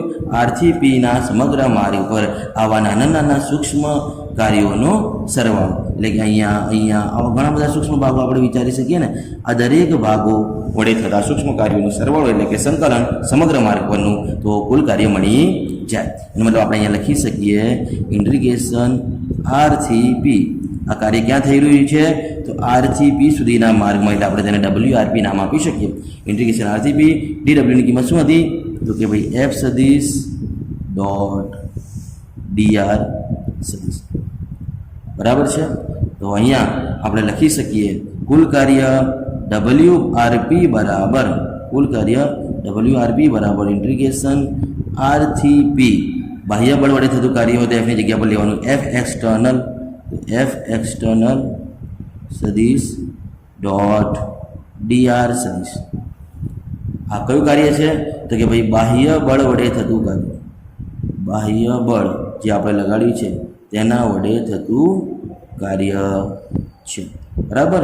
તે જ પ્રમાણે વિદ્યુતીય બળ પણ લાગે છે. તમે જોઈ શકો છો આ બાહ્ય બળ વડે થતું કાર્ય ધન, કેમ કે બળની સ્થાનાંતર એક જ દિશામાં છે. તે જ પ્રમાણે વિદ્યુતીય બળ પણ છે. તો વિદ્યુતીય બળ વડે થતું કાર્ય શું હોય? હવે વિદ્યુતીય બળ એટલે કે જેને આપણે FE કહ્યું છે, FE સદિશ વડે થતું કાર્ય, FE સદિશ વડે થતું કાર્ય કેટલું હોય? આ તો બાહ્ય બળ માટેની વાત કરીને. હવે આપણે FE એટલે કે વિદ્યુતીય બળ વડે થતા કાર્યની વાત કરીએ તો વિદ્યુતીય બળ વડે થતું કાર્ય પણ WRP R થી P ના સમગ્ર માર્ગ માટે આપણે લખી શકીએ ઇન્ટિગ્રેશન R થી P. તે કાર્ય કેવું હશે? ઋણ, કેમ કે આપણે ક્ષેત્રની વિરુદ્ધ કાર્ય કરી રહ્યા છીએ. તમે સમજી શકો છો. બળ અને સ્થળાંતર પર દિશામાં છે. ધોરણ 11ના કન્સેપ્ટો ચેપ્ટર નંબર 6 ના યાદ હશે એટલે તમને ખ્યાલ આવશે. FE સદિશ ડોટ DR સદિશ. તો આ વાત કોની થઈ કે જ્યારે આપણે R થી P સુધીના સમગ્ર માર્ગ પર શું કરીએ છીએ? પદાર્થનું સ્થળાંતર કરી કોઈ બાહ્ય બળ વડે R થી P બિંદુએ લાવી રહ્યા છીએ ત્યારે થતું કાર્ય છે. અને આ કાર્ય વ્યાખ્યા પ્રમાણે શું થાય છે? આ કાર્ય એ વિદ્યુત સ્થિતિ ઉર્જા સ્વરૂપે સંગ્રહ થાય છે. એટલે કે એ કાર્યને જ સ્થિતિ ઉર્જા કહેવામાં આવે છે. એટલે આપણે કહી શકીએ કે ભાઈ આ કાર્ય તો વિદ્યુત સ્થિતિ ઉર્જા સ્વરૂપે સંગ્રહ થતો હોવાથી WRP બરાબર લખી શકીએ આપણે ડેલ્ટા યુ. WRP બરાબર શું લખી શકીએ? Delta you. કારણ શું છે? તો કાર્ય એ વિદ્યુત સ્થિતિ ઉર્જા સ્વરૂપે સંગ્રહ થાય છે. સ્થિતિ ઉર્જા સ્વરૂપે સંગ્રહ થાય છે. હવે આપણે અહીં સમજવાનું એ છે કે R થી P સુધી જ્યારે આ નાનકડો પરીક્ષણ વિદ્યુત ભાર બાહ્ય બળની અસર હેઠળ આવે છે ત્યારે જે કાર્ય થયું એ વિદ્યુત સ્થિતિ ઉર્જા સ્વરૂપે સંગ્રહ થાય છે, એ બરાબર છે. પરંતુ જ્યારે આ બિંદુ P પાસે આવી જાય છે આ Q વિદ્યુત ભાર, અને ધારો કે આપણે આ બાહ્ય બળ જે આપ્યું છે તેને નાબૂદ કરી દઈએ એટલે કે દૂર કરી દઈએ તો શું થાય? વિચારો. R બિંદુથી P બિંદુ સુધી તો લઈ આવ્યા સ્મોલ Q વિદ્યુત ભારને બાહ્ય બળની અસર હેઠળ, બરાબર, અને કંઈ કાર્ય પણ થઈ ગયું અને એ કાર્ય સ્થિતિ ઉર્જા સ્વરૂપે સંગ્રહ પણ થઈ ગયું, બરાબર. પરંતુ ધારો કે અહીંયા લાવીને આપણે આ બળ દૂર કરી દઈએ, જે બાહ્ય બળ આપણે લગાડતા હતા તે બાહ્ય બળ આપણે દૂર કરી દઈએ તો શું થાય? તો આપાકર્ષી જે બળ છે વિદ્યુતીય બળ, તેના લીધે આ વિદ્યુત ભાર ફરીથી ક્યાં જાય? તો R બિંદુ તરફ. એનું શું મતલબ થયું કે જે સંગ્રહાયેલી વિદ્યુત સ્થિતિ ઉર્જા હતી તેનું હવે ગતિ ઉર્જામાં રૂપાંતર થશે. જે આપણે આગળ પણ સમજ્યું હતું, સ્થિતિ ઉર્જાનું ગતિ ઉર્જામાં અને ગતિ ઉર્જાનું સ્થિતિ ઉર્જામાં રૂપાંતર થાય છે. સમગ્ર માર્ગ પર સ્થિતિ ઉર્જા અને ગતિ ઉર્જાનો સરવાળો અચળ રહે છે, જે સંરક્ષી બળોની લાક્ષણિકતા પણ છે. યાંત્રિક ઉર્જા સંરક્ષણનો તેને આપણે નિયમ પણ કહી શકીએ છીએ, બરાબર. એટલે કે R બિંદુથી P બિંદુ સુધી જ્યારે આપણે આ પરીક્ષણ વિદ્યુત ભારને કોઈ બાહ્ય બળની અસર હેઠળ લાવીએ છીએ ત્યારે તેના વડે જે કાર્ય થયું, બાહ્ય બળ વડે થતું કાર્ય પણ આપણે મેળવ્યું અને વિદ્યુતીય બળ વડે થતું કાર્ય મેળવ્યું. વિદ્યુતીય બળ વડે થતું કાર્ય કેવું મળે? ઋણ. એ કાર્ય સ્થિતિ ઉર્જા સ્વરૂપે સંગ્રહ થાય છે. જ્યારે આપણે આ બાહ્ય બળ દૂર કરી દઈએ તો શું થાય? એ સ્થિતિ ઉર્જાનું ગતિ ઉર્જામાં રૂપાંતર થાય. એટલે P બિંદુથી ફરીથી વિદ્યુત ભાર ક્યાં જવાનો પ્રયત્ન કરે? R બિંદુ તરફ જવાનો પ્રયત્ન કરે. એટલે કે સ્થિતિ ઉર્જાનું ગતિ ઉર્જામાં રૂપાંતર થાય. આ વસ્તુ તમારે અહીંયા સમજવાની છે, જે આગળ પણ આપણે સમજી ચૂક્યા છીએ, બરાબર. હવે આપણે વાત કરવાની છે, આ સ્થિતિ ઉર્જાની વાત થઈ ગઈ કે ભાઈ આ કાર્ય તો સ્થિતિ ઉર્જા સ્વરૂપે સંગ્રહ થાય છે, પરંતુ વિદ્યુત સ્થિતિ ઉર્જા એક એવી રાશિ છે કે જેનું નિરપેક્ષ મૂલ્ય મહત્વનું નથી, તેનો ફેરફાર જ મહત્વનો છે. એટલે જો અહીંયા ડેલ્ટા યુ શબ્દ લખ્યું છે એની નોંધપાત્ર બાબત પણ છે, આપણે આગળ પણ તેનો અભ્યાસ કરવાનો જ છે. પરંતુ આ શું કહેવા માંગે છે સમજીએ તો એટલું કહેવા માંગે છે કે વિદ્યુત સ્થિતિ ઉર્જાનો ફેરફાર એટલે કે આ R બિંદુ અને P બિંદુ પાસે રહેલી વિદ્યુત સ્થિતિ ઉર્જાઓનો તફાવત. માની લો કે અહીંયા R બિંદુ પાસે રહેલી સ્થિતિ ઉર્જા વિદ્યુત ભાર પાસે UR કહેવાય, તે જ પ્રમાણે P બિંદુ પાસે UP માની લો, બરાબર. એનો મતલબ આપણે લખી શકીએ WRP બરાબર ડેલ્ટા યુની જગ્યા પર UP માઇનસ UR, એટલે કે થયેલું કાર્ય એ સ્થિતિ ઉર્જાના ફેરફાર બરાબર હોય છે, જેને આપણે વિદ્યુત સ્થિતિ ઉર્જા કહીએ છીએ. કારણ કે વિદ્યુત સ્થિતિ ઉર્જાના ફેરફારનો મહત્વ છે, તેનું નિરપેક્ષ મૂલ્ય મહત્વનું નથી. તો આને કહી દઈશું હું સમીકરણ નંબર 1. આ યાદ રાખવાનું છે તમારે, બરાબર. હવે તેની નોંધપાત્ર બાબતો જોઈએ. નોંધપાત્ર બાબતો કઈ છે?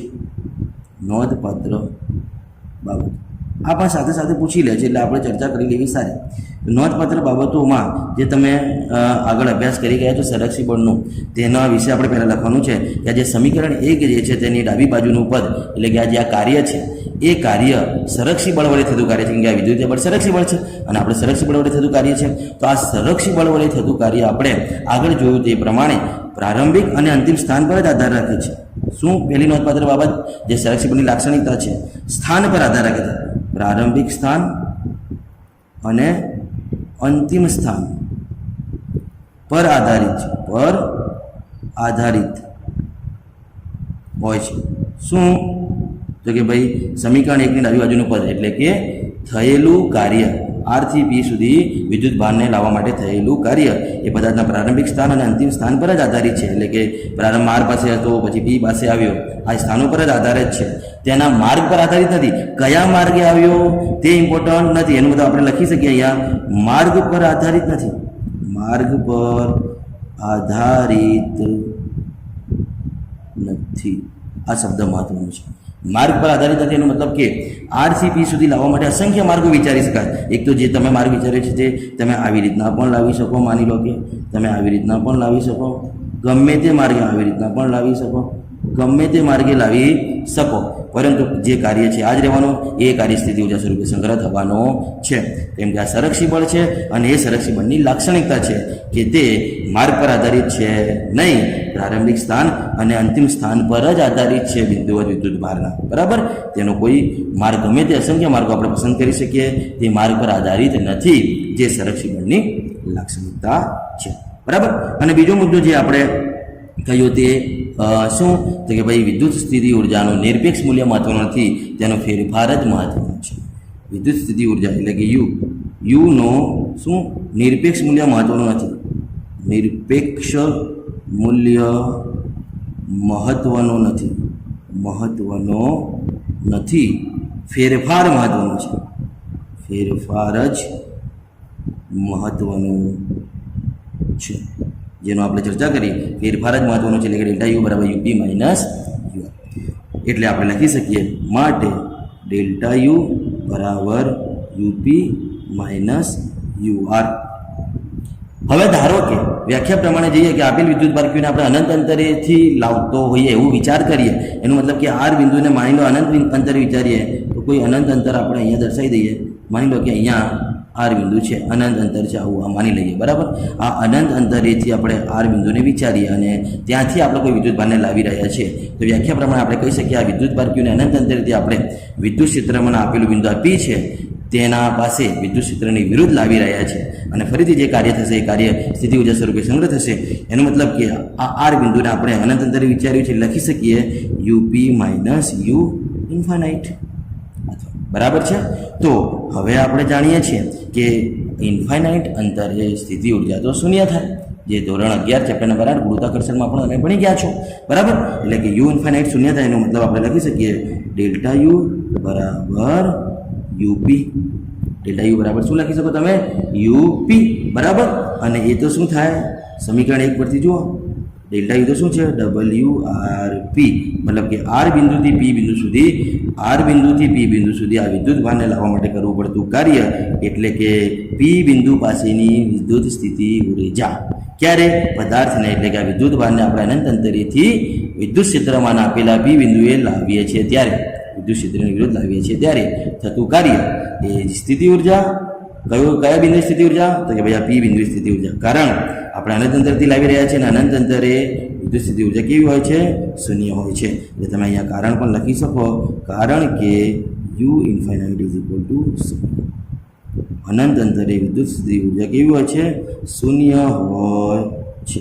આ કારણ તમે આપી શકો છો. બરાબર? તો આ વાત બધી વિદ્યુત સ્થિતિ ઉર્જાને લગતી હતી, જે આપણે પૂર્ણ કરી છે. સિમ્પલ થિયરી છે, યાદ રાખવાનું. પહેલાં તેની વ્યાખ્યા કે આપેલ વિદ્યુત ભાર ક્યુને અનંત અંતરેથી વિદ્યુત ક્ષેત્રમાં આપેલા બિંદુએ, આ વિદ્યુત ક્ષેત્ર છે તેના અંદર કોઈ બિંદુ છે તે બિંદુએ લાવીએ છીએ, પણ કેવી રીતે લાવીએ છીએ? ક્ષેત્રની વિરુદ્ધ. તો આપણે જે કાર્ય કરીએ એ જ વિદ્યુત સ્થિતિ ઉર્જા. એટલે આપણે શું કર્યું? તો કે કોઈ બાહ્ય બળની અસર હેઠળ વિદ્યુત ભારને લાવી રહ્યા છે, કારણ કે અપાકર્ષી બળ તો હાજર જ છે. તો એ બાહ્ય બળ અને અપાકર્ષી બળ બંને કેવા છે? સમાન મૂલ્ય અને વિરુદ્ધ દિશામાં. એટલે પ્રવેગ કેવો થઈ ગયો? શૂન્ય, કેમ કે બળ શૂન્ય થયું, એટલે કે વેગ અચળ થયું.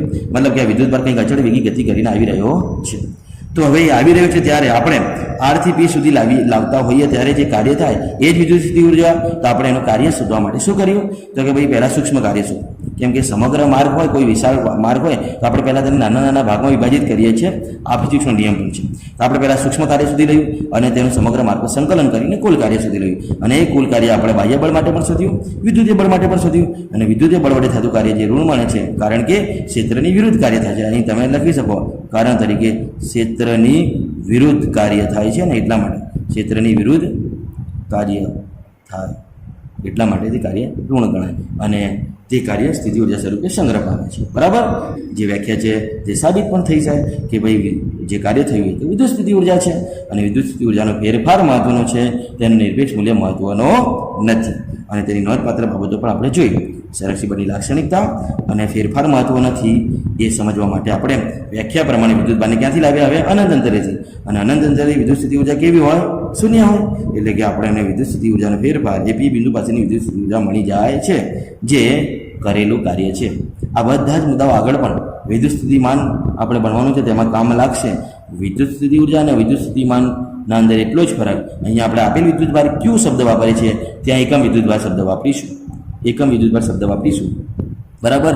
થિયરી આ જ રહેશે, ત્યાં પણ આવું જ કાર્ય મળશે, પરંતુ એકમ વિદ્યુતભારથી થતું કાર્ય એટલે કે આ જે કાર્ય આપણને મળ્યું છે અહીંયા, એ કાર્યની છેદમાં ક્યુ લખવું પડશે, એટલે કે એકમ વિદ્યુતભાર લખવું પડશે. બરાબર? એટલે આ વસ્તુને યાદ રાખજો. તમે સ્ક્રીનશોટ લઈ શકો છો. નીચેની વસ્તુ કંઈ ના જોઈ હોય તો જોઈ લેજો કે ભાઈ અહીંયા આપણે વિદ્યુત સ્થિતિ ઉર્જાનો ફેરફાર યુપી માઇનસ યુઆરમાં યુઆરને શું લીધું છે? ઇન્ફાઇનાઇટ અંતરે, એટલે કે તે અંતરે વિદ્યુત સ્થિતિ ઉર્જા શૂન્ય થઈ છે. એટલે કરેલું કાર્ય એટલે કે વિદ્યુત સ્થિતિ ઉર્જા એ પી બિંદુ પાસેની વિદ્યુત સ્થિતિ ઉર્જા જેટલી હોય. બરાબર? સ્ક્રીનશોટ લઈ અને લખી લેજો. હવે આગળ આપણે વિદ્યુત સ્થિતિમાનની ચર્ચા કરીએ. તો મિત્રો નેક્સ્ટ આપણે સ્થિત વિદ્યુત સ્થિતિમાનની ચર્ચા કરીએ. સ્થિત વિદ્યુત સ્થિતિમાન. સ્થિત શબ્દ કેમ વાપરી રહ્યા છીએ? આપણે અહીંયા સ્થિત વિદ્યુત શાસ્ત્રનો અભ્યાસ કરી રહ્યા છીએ. બરાબર? સ્થિત વિદ્યુત સ્થિતિમાન. બરાબર? તો સ્થિત વિદ્યુત સ્થિતિમાનની પહેલાં સામાન્ય વ્યાખ્યાથી આપણે ચર્ચા કરીએ કે એની સામાન્ય વ્યાખ્યા શું છે. તો જેમ હું આગળ ચર્ચા કરી, વિદ્યુત સ્થિતિ ઉર્જામાં શું ફેરફાર થશે? વિદ્યુત સ્થિતિ ઉર્જાની વ્યાખ્યામાં આપેલ વિદ્યુતભાર ક્યુની જગ્યા પર શું શબ્દ વાપરવાનો? એકમ વિદ્યુતભાર. બરાબર? તો એકમ વિદ્યુતભાર શબ્દ વાપરીશું તો વિદ્યુત સ્થિતિ ઉર્જાની વ્યાખ્યા પરથી આપણે વિદ્યુત સ્થિતિમાનની વ્યાખ્યા યાદ રાખી શકશું. કેમ કે કેટલાક વિદ્યાર્થીઓ તેમાં કન્ફ્યુઝ થાય છે કે બધી વ્યાખ્યા એક જેવી તો લાગે છે, પણ એ કેવી છે નહીં. એટલે આપણે તેની વ્યાખ્યા લખીએ સૌ પ્રથમ કે એકમ ધન વિદ્યુતભારને એકમ ધન વિદ્યુતભારને અનંત અંતરેથી વિદ્યુત ક્ષેત્રમાંના વિદ્યુત ક્ષેત્ર કોનું હોય? કોઈ વિદ્યુત ભારનું હોય ને, એટલે કોઈ વિદ્યુત ભાર આપણે વિચારવું પડે, તેના વિદ્યુત ક્ષેત્રમાં લાવવાનું છે. બરાબર? તો અનંત અંતરેથી વિદ્યુત ક્ષેત્રમાંના આપેલા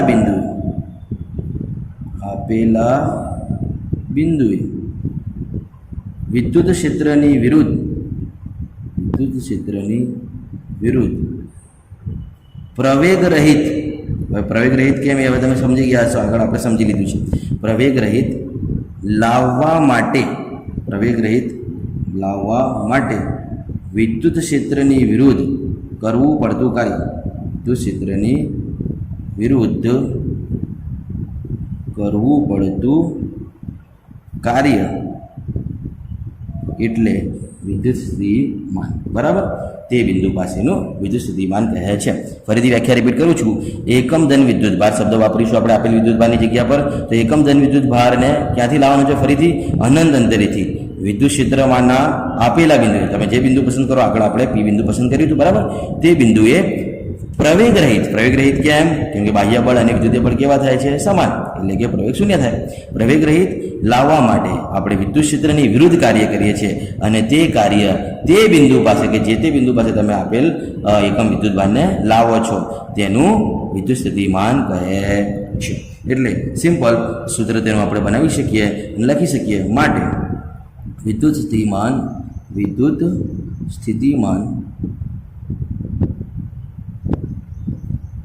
બરાબર શું લખી શકીએ? કાર્ય ભાગ્યા એકમ વિદ્યુતભાર, એકમ વિદ્યુતભાર અથવા તો ધન વિદ્યુતભાર, એકમ વિદ્યુતભાર અથવા તો ધન વિદ્યુતભાર પણ શબ્દ વાપરી શકો. બરાબર, એનો મતલબ એવું થયું, સંજ્ઞાત્મક સ્વરૂપે લખીએ તો V બરાબર કાર્યની જગ્યા પર તમે શું લખી શકો? W ભાગ્યા એકમ વિદ્યુતભાર તરીકે આપણે કોઈ વિદ્યુતભાર Q પસંદ કરી લઈએ. V બરાબર W/Q. આ સૂત્ર પણ દાખલાઓ MCQ સોલ્વ કરવા માટે ખૂબ જ કામ લાગવાનો છે, તો આપણે યાદ રાખીશું. માટે V બરાબર W/Q. હવે આ જે કાર્ય હતો એ આગળ વિદ્યુત સ્થિતિ ઉર્જામાં આપણે સમજ્યું છે, તે તો શું છે?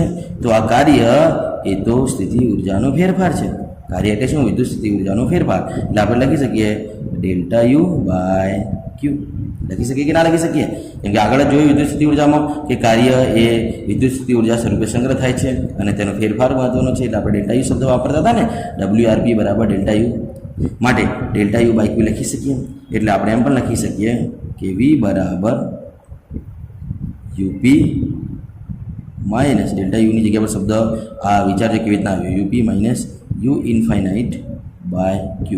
કેમ કે આ વિદ્યુત સ્થિતિ ઉર્જાનો ફેરફાર એટલે કે વિદ્યુત ક્ષેત્રમાંના P બિંદુએ આપણે અનંત અંતરેથી કોઈ વિદ્યુત ભારને આ એકમ વિદ્યુત ભારને લાવી રહ્યા છીએ. બરાબર, તો V બરાબર UP માઇનસ U∞/Q. અને આપણે જાણીએ છીએ, પરંતુ U∞ તો શું છે? શૂન્ય છે. એનો મતલબ V બરાબર UP/Q. V એટલે કે વિદ્યુત સ્થિતિમાન V બરાબર UP/Q. બરાબર, અને આ સમીકરણ પરથી યુને પણ સૂત્ર કરતા બનાવીને તમે VQ પણ લખી શકો. એટલે કે આ બંને સૂત્રો કામના છે. આ વિદ્યુત સ્થિતિ ઉર્જાનું સૂત્ર પણ મળે છે અને વિદ્યુત સ્થિતિમાનનું સૂત્ર પણ મળે છે. V બરાબર UP/Q એટલે કે P બિંદુ વિદ્યુત સ્થિતિ ઉર્જા ભાગ્યા વિદ્યુત ભાર. એટલે કે જે તે બિંદુ તમને વિદ્યુત સ્થિતિ ઉર્જા ખબર હોય તેને વિદ્યુત ભાર વડે ભાગી દો એકમ વિદ્યુત ભારને, તો વિદ્યુત સ્થિતિમાન મળી જાય. એટલે V બરાબર UP/Q સૂત્ર આપણે મેળવ્યું છે. બરાબર, બીજું વિદ્યુત સ્થિતિ ઉર્જાનું સૂત્ર પણ મળ્યું છે અને સાથે સાથે આ સૂત્ર પણ યાદ રાખીશું. V બરાબર W/Q જ્યારે કાર્ય આપ્યું હોય ત્યારે, જ્યારે સ્થિતિ ઉર્જા આપી હોય ત્યારે આ સૂત્ર. બરાબર, જ્યારે સ્થિતિ ઉર્જા શોધવાનું કહેતો આ સૂત્ર. આ બધા સૂત્રો તમને MCQ દાખલા ગણવામાં ખૂબ જ મદદરૂપ થવાના છે. તો આને શું કહેવાય? P બિંદુ પાસેનું વિદ્યુત સ્થિતિમાન. શું કહેવાય? P બિંદુ પાસેનું વિદ્યુત સ્થિતિમાન કહેવાય છે. બરાબર, તેનું એકમ અને પારિમાણિક સૂત્ર પણ આપણને આવડવું જોઈએ. તો ચલો એકમ બનાવવો જોઈએ. એકમ શું હશે? બોલો. જે પણ નવી રાશિ આવે આપણે એનો એકમ ચર્ચી લેવાનો અને પારિમાણિક સૂત્ર પણ ચર્ચી લઈએ છીએ, જે આદત બનાવી લેવાની છે. તો શું કહે છે? ઉપર છે ઉર્જા અને નીચે છે વિદ્યુતભાર. ઉર્જાનો એકમ જૂલ, વિદ્યુતભારનો એકમ કુલમ, અથવા બીજો એકમ પણ યાદ રાખો વિદ્યુત સ્થિતિમાનનો વોલ્ટ. બરાબર, આ પણ યાદ રાખીશું. એટલે તેની સંજ્ઞા V છે, પછી યાદ રાખો વિદ્યુત સ્થિતિમાનની બીજો એકમ છે વોલ્ટ, તેની સંજ્ઞા છે V. બરાબર, તે જ પ્રમાણે બીજા ઘણા બધા એકમો વિચારી શકાય. કુલમ પર ફેરાડે પણ છે તેનું એકમ, કુલમ પર ફેરાડ પણ એકમ છે, અને એમ્પિયર ઇન્ટુ ઓહમ પણ એકમ છે. આ બધા આગળના ચેપ્ટરો તમે ભણશો તેમ ધીમે ધીમે તમને ખ્યાલ આવશે. જેમ ત્રીજો ચેપ્ટર ભણશો ત્યારે આ બધા એકમો ખ્યાલ આવશે ધીમે ધીમે. બરાબર, આ માહિતી માટે હું અહીંયા લખું છું. પારિમાણિક સૂત્ર બનાવો. પારિમાણિક સૂત્ર. તો પારિમાણિક સૂત્ર કેવી રીતના બનાવશું? તો ચલો, આ છે જૂલ પર કુલમ, જે SI એકમ છે. તો જૂલનું શું થાય? જૂલ એટલે શું? કાર્ય. કાર્યનું પારિમાણિક સૂત્ર તો યાદ જ રાખવાનું કીધું છે. તો કે ભાઈ M1L2T-2. નીચે કુલમ છે. ચલો, કુલમનું શું થાય એ પણ યાદ રાખવાનું કીધું છે. A1T1. તમને 3 પારિમાણિક સૂત્રો યાદ રાખવાના કીધા છે. કોના કોના? તો કે બળ, કાર્ય અને વિદ્યુતભાર. બળનું શું થાય? M1L1T-2. અને કાર્યનું શું થાય? M1L2T-2. અને વિદ્યુતભાર જેનું કુલમ એકમ છે તેનું શું થાય? A1T1. તો તમને કોઈ પણ પારિમાણિક સૂત્ર બનાવતા આવડી જશે. તો ચલો, M1L2 ઉપર જાય T એટલે -3, અને એ પણ ઉપર જાય એટલે -1. આ પારિમાણિક સૂત્ર પણ યાદ રાખીશું. એ કોઈ વાર પૂછાય છે. આવા પારિમાણિક સૂત્રો જે તમને બનાવતા ન આવડે એવા જ પારિમાણિક સૂત્રો પૂછાય, ગોખેલા ન પૂછાય. એટલે કે બધા પારિમાણિક સૂત્રો ગોખવાના નથી, આવી રીતના બનાવતા આવડવા જોઈએ. બરાબર, તો આ થઈ ગઈ વિદ્યુત સ્થિતિમાનની મતલબ કે પ્રસ્તાવના પ્રારંભિક વિદ્યુત સ્થિતિમાન વિશેની માહિતી. તે અદિશ રાશિ છે, તે પણ કેવી રાશિ છે? અદિશ રાશિ છે. આ યાદ રાખીશું. કોઈ વખત એમસીક્યુમાં પૂછાય છે, શાબ્દિક એમસીક્યુ હોય તેમાં આવો પૂછાઈ જાય કે વિદ્યુત સ્થિતિમાન કેવી રાશિ છે? અદિશ રાશિ છે. સિમ્પલ વ્યાખ્યા યાદ રાખીશું. વિદ્યુત સ્થિતિ ઉર્જાની વ્યાખ્યા તમને આવડી ગઈ. તેમાં આપેલ વિદ્યુતભારની જગ્યા પર શું શબ્દ વાપરવાનો? એકમ ધન વિદ્યુતભાર, એટલે કે કાર્ય ભાગ્યા વિદ્યુતભાર. V બરાબર W/Q. બરાબર. તો એકમ ધન વિદ્યુતભારને અનંત અંતરેથી વિદ્યુત ક્ષેત્રમાં આપેલા બિંદુએ વિદ્યુત ક્ષેત્રની વિરુદ્ધ પ્રવેગ રહિત લાવવા માટે કરવું પડતું કાર્ય એ જ વિદ્યુત સ્થિતિમાન છે. આ સૂત્ર પણ યાદ રાખીશું. એના ઉપરથી મેળવેલા આ બંને સૂત્ર પણ આપણને આવડવા જોઈએ. આ સૂત્ર પણ જ્યારે કાર્ય આપ્યું હોય ત્યારે કામ લાગશે, સ્થિતિ ઉર્જા આપ્યું ત્યારે આ સૂત્ર કામ લાગશે. સ્થિતિ ઉર્જા શોધવા માટે આપણે તેના ઉપરથી આ સૂત્ર પણ બનાવ્યું છે, એ પણ કામનું છે, મહત્વનું છે. કેમ કે આપણે એમસીક્યુને બધી ગણતરીઓ કરતા હોઈએ છીએ ત્યારે આવા નાના મોટા સૂત્રો બહુ જ કામ લાગતા હોય છે, તેનું ખાસ ધ્યાન આપીશું. બરાબર. તો આ માહિતી છે સ્થિત વિદ્યુત સ્થિતિમાન વિશેની. હવે આપણે આપણા ચેપ્ટરમાં આપેલી જે થિયરી છે બિંદુવત વિદ્યુત ભારના લીધે મળતું વિદ્યુત સ્થિતિમાન, તેનું આપણે અભ્યાસ કરવાનું છે. તો ચલો આગળ આપણે બિંદુવત વિદ્યુતભારનું વિદ્યુત સ્થિતિમાન જોઈએ, એનું સૂત્ર શું મળે છે. તો ચલો મિત્રો, નેક્સ્ટ થિયરી છે બિંદુવત વિદ્યુત ભારના કારણે ઉદ્ભવતું વિદ્યુત ક્ષેત્ર. 2 માર્ક્સમાં પૂછાતી થિયરી છે, એટલે વ્યવસ્થિત સમજી. બિંદુવત સમજી શકો છો. બિંદુવત કોને કહેવાય? બિંદુવત વિદ્યુત ભાર એટલે કે પોઈન્ટ ચાર્જ, જે ચેપ્ટર નંબર 1માં આપણે સમજી ગયા છે. બરાબર. બિંદુવત વિદ્યુત ભારના કારણે ઉદ્ભવતું વિદ્યુત સ્થિતિમાન. ચેપ્ટર નંબર 1ની વાત આવી તો વિદ્યુત ક્ષેત્ર યાદ આવી. વિદ્યુત સ્થિતિમાન આપણે કેમ કે અહીંયા વાત વિદ્યુત સ્થિતિમાનની કરી રહ્યા છે ચેપ્ટર નંબર 2ના અંદર. બરાબર. બિંદુવત વિદ્યુત ભારના કારણે ઉદ્ભવતું વિદ્યુત સ્થિતિમાન. તો મિત્રો, અહીંયા બિંદુવત વિદ્યુત ભાર આપણે જે આગળ સમજ્યું કે કોઈ એકમ ધન વિદ્યુત ભાર છે એ બિંદુવત વિદ્યુત ભાર જ હતો. એ વિદ્યુત ભારને અનંત અંતરથી લાવી રહ્યા છે વિદ્યુત ક્ષેત્રમાંના કોઈ બિંદુએ, અને ત્યારે આપણે જે કાર્ય કર્યું છે તે કાર્ય એ જ વિદ્યુત સ્થિતિમાન છે. જેમ આગળ વ્યાખ્યા જોઈ તેમ ફરીથી અહીંયા વ્યાખ્યા આપી હોય એ જ વ્યાખ્યા ને. બિંદુવત વિદ્યુત સ્થિતિમાન હોય કે એકમ ધન વિદ્યુત ભાર હોય, બંને વાત એક જ છે. બરાબર. તો વ્યાખ્યા તો એ જ રહેશે. વિદ્યુત સ્થિતિમાનની વ્યાખ્યા બદલાતી નથી. શું વ્યાખ્યા છે? તો એકમ ધન વિદ્યુત ભારને અનંત અંતરેથી વિદ્યુત ક્ષેત્રમાંના આપેલા બિંદુએ લાવવા માટે કરવું પડતું કાર્ય. એટલે વ્યાખ્યા હું ફરીથી લખતો નથી, ફક્ત સહેજ માહિતી આપું છું. શું કહેતા હતા આપણે? તો કે એકમ ધન વિદ્યુત ભાર, એકમ ધન વિદ્યુત ભાર કોઈ પસંદ કરતા હતા ક્યુ. એકમ છે એટલે ક્યુ બરાબર 1 કુલમ તમે લખી શકો. એકમ ધન વિદ્યુત ભાર ક્યુ બરાબર 1 કુલમ હોય. અને તેને શું કરતા હતા? તો કે ભાઈ અનંત અંતરેથી વિદ્યુત ક્ષેત્રમાં કોઈ બિંદુ પી પસંદ કરતા હતા અને તે બી બિંદુ સુધી આપણે લાવતા હતા. અને તેના માટે જે કાર્ય કર્યું હતું ડબલ્યુ, એ કાર્ય જ શું હતું? ક્યાંથી ક્યાં સુધી લાવવા માટે? તો ઇન્ફાઇનાઇટથી પી સુધી લાવવા માટે કરવું પડતું કાર્ય એ જ શું હતું? વિદ્યુત સ્થિતિમાન વી. એકમ ધન વિદ્યુત ભાર હતું ને, એટલા માટે આપણે તેને કહેતા હતા V બરાબર W/Q. આ સૂત્ર આગળ જોઈ ગયા છે. બરાબર. એટલે હું અહીંયા વ્યાખ્યાની જગ્યાએ તમને તેની માહિતી આપી દીધી. જે આગળની થિયરી આપણે જોઈ છે તેનો આ ટોપિક છે. એટલે વ્યાખ્યા તમને આવડતી હશે, એટલે ફરીથી લખ્યા વગર હવે થિયરીને સમજાવું એ વ્યાખ્યા તમારે અહીં લખવાની. બરાબર. ઓકે. તો ચલો આપણે વિદ્યુત સ્થિતિમાનને સમજવા માટે કાર્ટેશિયન યામાક્સ પદ્ધતિનો ઉપયોગ કરીએ. બિંદુવત વિદ્યુત ભારના વિદ્યુત સ્થિતિમાનને સમજવા માટે કાર્ટેશિયન યામાક્સ પદ્ધતિનો ઉપયોગ કરીએ. તો માની લઈએ કે આ દ્વિપરિમાણી કાર્ટેશિયન યામાક્સ પદ્ધતિ છે. દ્વિપરિમાણી કાર્ટેશિયન યામાક્સ પદ્ધતિનો આપણે વિચાર કરીએ છીએ. તો આપણે 2 અક્ષો દોરી દીધી, x અને y. આ કાર્ટેશિયન યામાક્સ પદ્ધતિના ઉગમ બિંદુ પર, કાર્ટેશિયન યામાક્સ પદ્ધતિના ઉગમ બિંદુ એટલે કે કોઈ એક સ્ત્રોત વિદ્યુતભાર Q આપણે વિચારી લઈએ અને તે ધન વિદ્યુતભાર છે. બરાબર. કોઈ એક સ્ત્રોત વિદ્યુતભાર +Q આપણે વિચારી લીધું છે અને તેના વિદ્યુત ક્ષેત્રમાં અને આસપાસની જે અસર હશે તે વિદ્યુત ક્ષેત્ર કહેવાય. તમે જાણો છો એની વિદ્યુત ક્ષેત્ર રેખા હોય નીકળતી હશે. તો આ વિદ્યુત ક્ષેત્રમાં આપણે અનંત અંતરેથી કોઈ વિદ્યુતભાર પણ કેવો એકમ ધન વિદ્યુતભાર પસંદ કરી તેને ક્યાં લાવવાનું છે? તો વિદ્યુત ક્ષેત્રમાંનું કોઈ બિંદુ P હોય ત્યાં લાવવાનું છે. તો અનંત અંતરેથી આપણે કોઈ વિદ્યુત ભાર અને એકમ ધન વિદ્યુત ભારને ક્યાં લાવવાનું છે? તો આ Q વિદ્યુત ભારના વિદ્યુત ક્ષેત્રમાં રહેલા કોઈ બિંદુ આ P પાસે લાવવાનું છે. માની લો કે આ જે P બિંદુ છે તે R સ્થાન સદિશ ધરાવતો બિંદુ છે. તેનું સ્થાન સદિશ છે R સદિશ. તો R સ્થાન સદિશ ધરાવતા બિંદુ P પાસે ક્યાંથી લાવવાનું છે? તો કે ભાઈ અનંત અંતરેથી. ક્યાંથી લાવવાનું છે? અનંત અંતરેથી. માન લો કે આ કોઈ અનંત અંતર છે. તો આ અનંત અંતરેથી કોઈ એકમ ધન વિદ્યુત ભાર એટલે ક્યુ બરાબર આપણે લખી શકીએ 1 કુલમ, બરાબર. આ કોઈ એકમ ધન વિદ્યુત ભારને આપણે લાવવાનું છે વિદ્યુત ક્ષેત્રમાંના બી બિંદુ વ્યાખ્યા પ્રમાણે, અને એને લાવવા માટે આપણે જે કાર્ય કરીશું એ કાર્ય જ વિદ્યુત સ્થિતિમાન છે. અહીંયા આપણે આકૃતિ પરથી સમજવાનું છે. તો સિમ્પલ વાત કરીએ કે આ વિદ્યુત ભારને અનંત અંતરેથી બી બિંદુએ આપણે લાવવા માટે જે કાર્ય કર્યું છે તે કાર્ય આપણે ડાયરેક્ટલી શોધી શકતા નથી. તમે જાણો છો વિશાળ માર્ગ છે એટલે આપણે તેને નાના નાના સૂક્ષ્મ ખંડોમાં વિભાજિત કરીશું. એટલે આ માર્ગ પરનું કોઈ એક બિંદુ પસંદ કરેલું માનું કે અહીંયા પીડેશ, આ પીડેશ બિંદુ પાસે હું આ વિદ્યુત ભારને વિચારું જેનું સ્થાન સદિશ છે આર સદિશ, જેનો સ્થાન સદિશ છે, સ્થાન સદિશ મહત્વનું છે, બરાબર. તો આનું સ્થાન સદિશ માની લો કે આર સદિશ છે, આનું આર સદિશ એટલે આને બદલી નાખે આર ડેશ સદિશ લઈ લઈએ. ચલો પીડેશ માટે આર ડેશ સદિશ સ્થાન સદિશ છે. તો આર ડેશ સદિશ જેટલા સ્થાન સદિશ ધરાવતા પીડેશ બિંદુ પાસે આ વિદ્યુત ભારને આપણે લઈ આવીએ છીએ, બરાબર.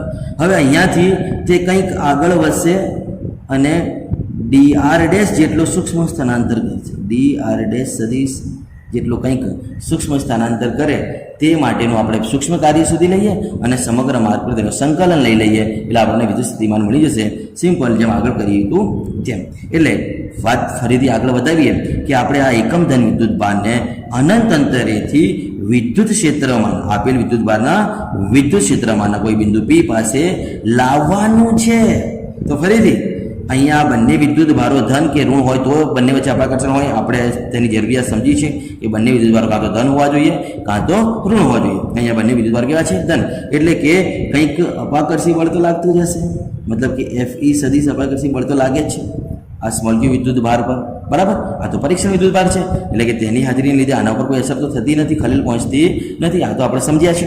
તો આ વિદ્યુતીય બળની વિરુદ્ધ આપણે લાવી રહ્યા છે, વિદ્યુત ક્ષેત્રની વિરુદ્ધ આપણે લાવી રહ્યા છીએ. એટલે આપણે આ વિદ્યુત ભાર પર કંઈક બાહ્ય બળ પણ લગાવી રહ્યા છે. તમે જાણો છો આગળની થિયરીમાં આ બધું સમજી ગયા છે. તો આ બાહ્ય બળની અસર હેઠળ આપણે શું કરી રહ્યા છે? આ વિદ્યુત ભારને લાવી રહ્યા છે. તો આ બળ વડે થતું જે કાર્ય છે તે કાર્ય આપણે વિદ્યુત સ્થિતિમાન કહીએ છીએ. તો મિત્રો અહીંયાથી એટલે કે અનંત અંતરેથી આ બિંદુએ જે આપણે બળ વડે કાર્ય કરીએ છીએ તે કાર્યને આપણે નાના નાના ભાગમાં વહેંચવાનો અહીંયા પ્રયત્ન કર્યો છે. તો કોઈ પીડેશ બિંદુ પાસે માની લો કે તેને આ ડી આર ડેશ જેટલું સૂક્ષ્મ સ્થાનાંતર કર્યું છે ત્યારે થતું સૂક્ષ્મ કાર્ય DW છે. DW બરાબર આગળની થિયરીના થિયરી એક જેવી છે, ફરક ફક્ત કેટલો છે? અહીંયા એકમ ધન વિદ્યુતભાર શબ્દ વાપર્યું છે એટલે બધું એક જેવું છે. ખીચડો કરતા નહીં, સમજીને કામ કરજો. વિદ્યુત સ્થિતિ ઉર્જા અને વિદ્યુત સ્થિતિમાન વચ્ચેનો તફાવત સમજો.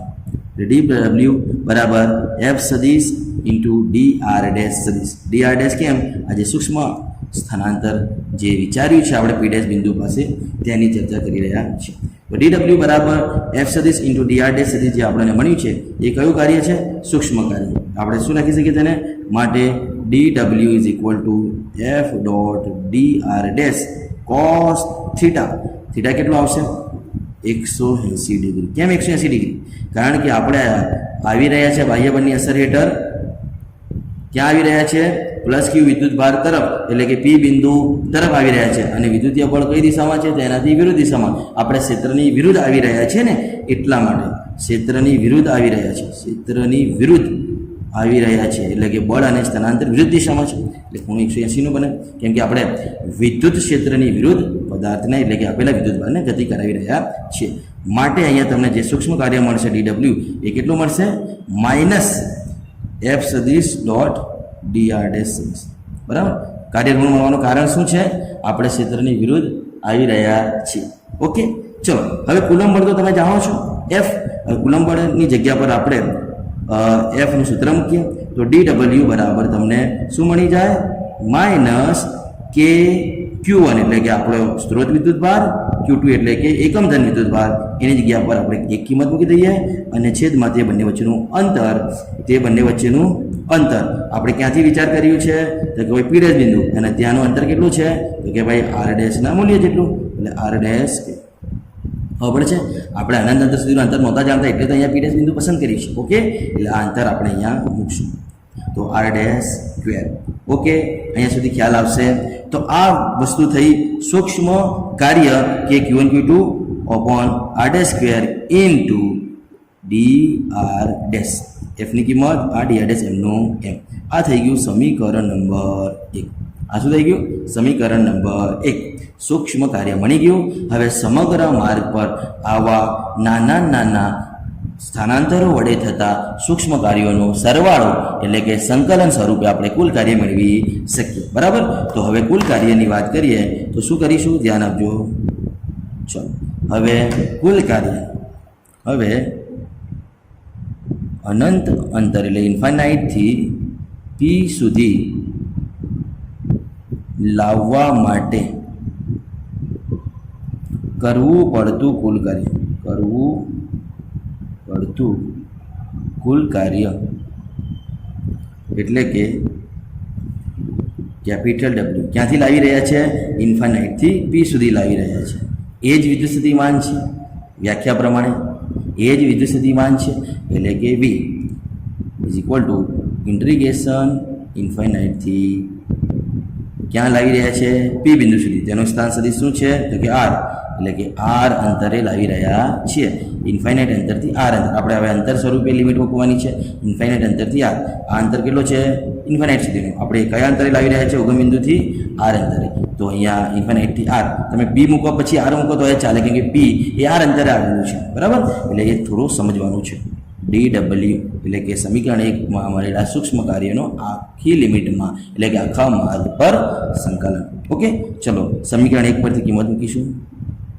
સમીકરણ 1 પરથી શું મળશે આપણને, વિદ્યુત સ્થિતિમાન v બરાબર ઇન્ટિગ્રેશન માઇનસ છે ડીડબ્લ્યુ વડે થતું કાર્ય એટલે કે ઋણ ચિહ્ન બહાર કાઢી લઈએ, ઇન્ફાઇનાઇટથી આર ડીડબ્લ્યુનું જે પણ આપણા પાસે સૂત્ર છે તે મૂકી દઈએ તો કે q by r dash square into d r dash. Okay, આટલા સુધી ખ્યાલ આવ્યો। હવે આગળ વાત કરીએ તો સંકલન કરતાં તમને આવડતું જ હશે। શું કરવાનું તો કે ભાઈ v બરાબર કે અચળ વિદ્યુત ભાર અચળ એટલે આપણે એને બહાર કાઢી લઈએ તો minus k into capital q સંકલનમાં વધ્યું ઇન્ફાઇનાઇટથી r 1/r dash square into d r dash. બરાબર, આટલું સંકલનમાં વધ્યું। હવે આનું સંકલન તમને આવડવું જોઈએ માટે v બરાબર માઇનસ કે ક્યુ v બરાબર માઇનસ કે ક્યુ 1/r સ્ક્વેરનું સંકલન શું થાય, યાદ કરો સંકલન શું થશે તો સંકલનમાં તમે આવું ભણ્યા હતા 1/x² ઇન્ટુ dx હોય સંકલનમાં તો એનું સંકલન થાય -1/x। આ તમને હું યાદ રાખવાનું કીધું હતું શરૂઆતમાં એટલે તમને યાદ હશે 1/x² ઇન્ટુ dx બરાબર -1/x।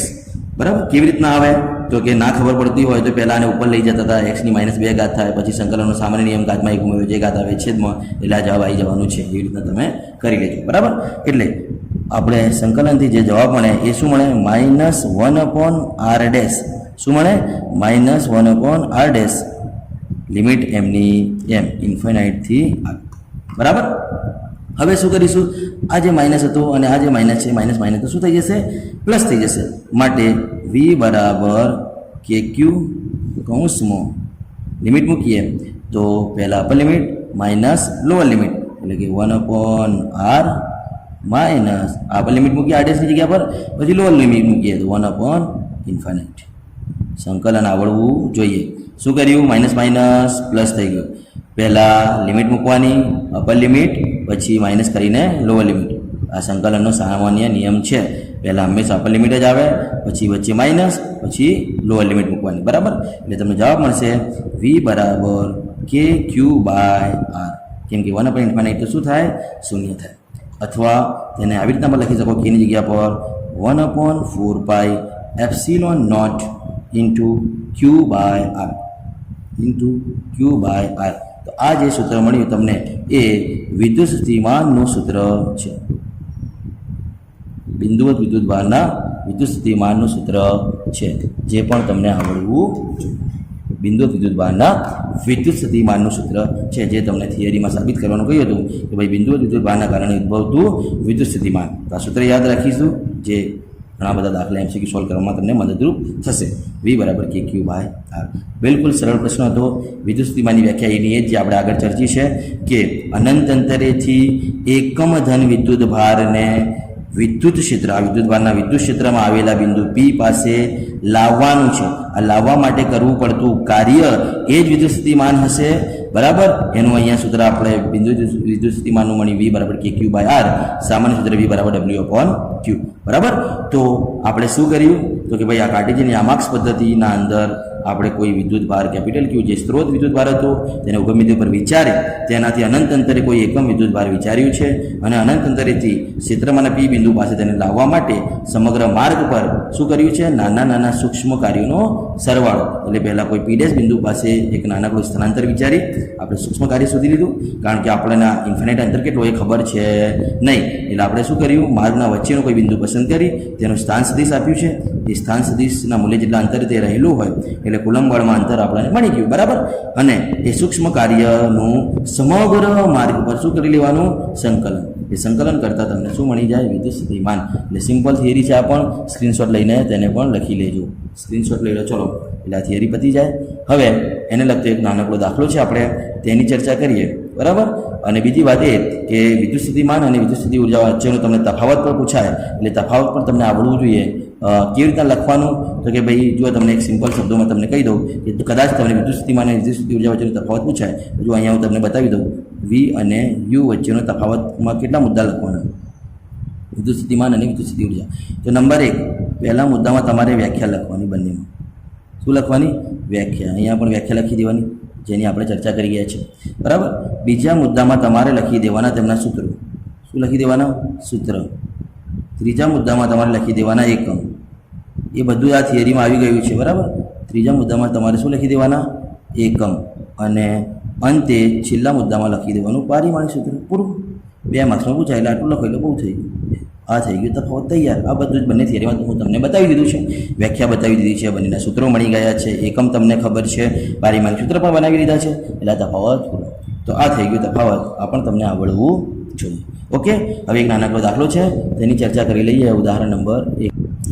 તો ઉદાહરણ નંબર 1 શું કહે છે, તેની રકમ દરેકે પુસ્તક લઈને બેસવાનું છે. બરાબર, જ્યારે પણ દાખલા ચાલતા હોય પુસ્તક અને કેલ્ક્યુલેટર લઈને બેસવાનું. તો 2 ભાગ છે તેમાં. પહેલો કિસ્સો છે, ચલો પહેલા કિસ્સાની ચર્ચા કરીએ. તો તેમાં શું કહે છે, ડેટામાં 4×10⁻7 કુલંબ વિદ્યુત ભારથી. પહેલો કિસ્સો, કેસ નંબર A. હું રકમ વાંચું છું, દરેકે ધ્યાન આપવાનું છે. કેસ નંબર એમાં કહે છે કે 4×10⁻7 છે, -7 કુલંબ વિદ્યુત ભારથી 9 સેન્ટીમીટર દૂર કોઈ બિંદુ P આવેલું છે. એટલે ડેટામાં પહેલાં આપણને વિદ્યુત ભાર આપી દીધું છે, Q બરાબર 4×10⁻7 કુલંબ. બરાબર, કેટલા અંતરે આપેલું છે બિંદુ, તો કે ભાઈ R બરાબર 9 સેન્ટીમીટર, એટલે કે 9×10⁻2 મીટર. મીટરમાં ફેરવી જ દેવાનું. બરાબર, ઓકે. આ વિદ્યુત ભારથી 9 સેન્ટીમીટર દૂર કોઈ P બિંદુ આવેલું છે અને તે બિંદુ પાસે આપણે શોધવાનું છે વિદ્યુત સ્થિતિમાન V. આ પહેલા કિસ્સાની રકમ અને એની ડેટા. કોઈ વિદ્યુત ભાર આપી દીધું છે, કોઈ બિંદુનું અંતર આપી દીધું છે અને વિદ્યુત સ્થિતિમાન શોધવાનું કહ્યું છે. એટલે તમે જાણો છો ને વિદ્યુત સ્થિતિમાન સૂત્ર ત્યારે જ ભણ્યા. કેટલા સૂત્રો છે, તો કે ભાઈ પહેલું V બરાબર W/Q. બરાબર, બીજું શું ભણ્યા હતા, તો V બરાબર U/Q. ત્રીજું શું ભણ્યા અત્યારે જ બિંદુ વિદ્યુત ભાર માટે, V બરાબર KQ/R. કયું સૂત્ર સેટ થશે, જે સૂત્રની ડેટા આપેલી હોય એ સૂત્ર વાપરી દેવાનું, આપણને દાખલો આવડી જાય. ચલો, વિદ્યુત ભાર આપ્યું છે તો કે હા, R આપ્યું છે તો કે હા, તો R વાળું કયું સૂત્ર છે, તો આ. પૂરું, એટલે આવી રીતના બધા સૂત્રો યાદ રાખશો તો દાખલો આવડી જશે. તો વિદ્યુત સ્થિતિમાનનું સૂત્ર વાપરી દઈએ, માટે V બરાબર KQ/R. કિંમત મૂકી દો. K એટલે શું, 9×10⁹. Q કેટલું આપ્યું છે, 4×10⁻7. છેદમાં અંતર કેટલું છે, R 9 સેન્ટીમીટરને મીટરમાં ફેરવી દીધું છે, તો 10⁻2 આપણે લખવી પડશે.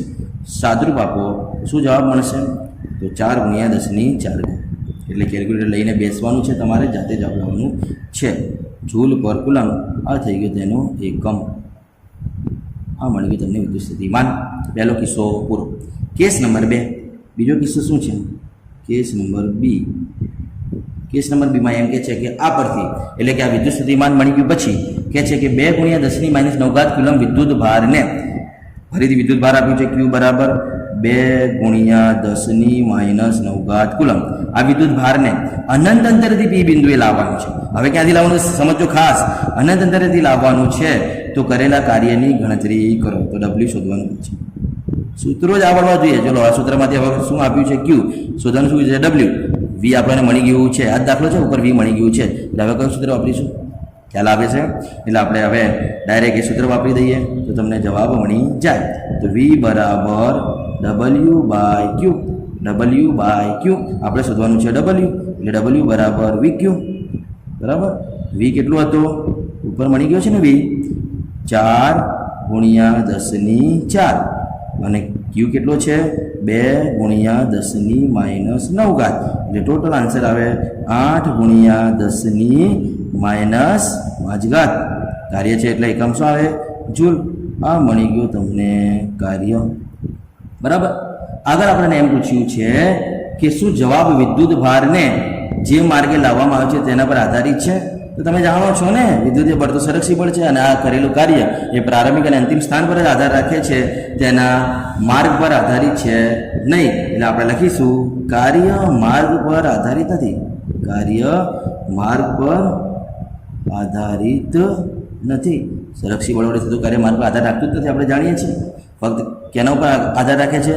ફક્ત પ્રારંભિક સ્થાન અને અંતિમ સ્થાન પર જ આધાર રાખે છે, કેમ કે આ સંરક્ષી બળ વડે થતું કાર્ય છે. બરાબર. તો આ એક દાખલો હતો વિદ્યુત સ્થિતિમાનને લગતું. હવે આપણે એક આલેખ છે વિદ્યુત સ્થિતિમાન અને વિદ્યુત ક્ષેત્ર વચ્ચેનો તમને NCERTમાં આપેલો છે, તેની ચર્ચા કરી લઈએ એટલે કે આજના લેક્ચરની સંપૂર્ણ માહિતી પૂરી થશે. તો તમને માહિતીમાં આલેખ આપ્યું છે એટલે આપણે માહિતી દર્શક કામ કરીએ. કોના વિરુદ્ધ કોનો આલેખ છે?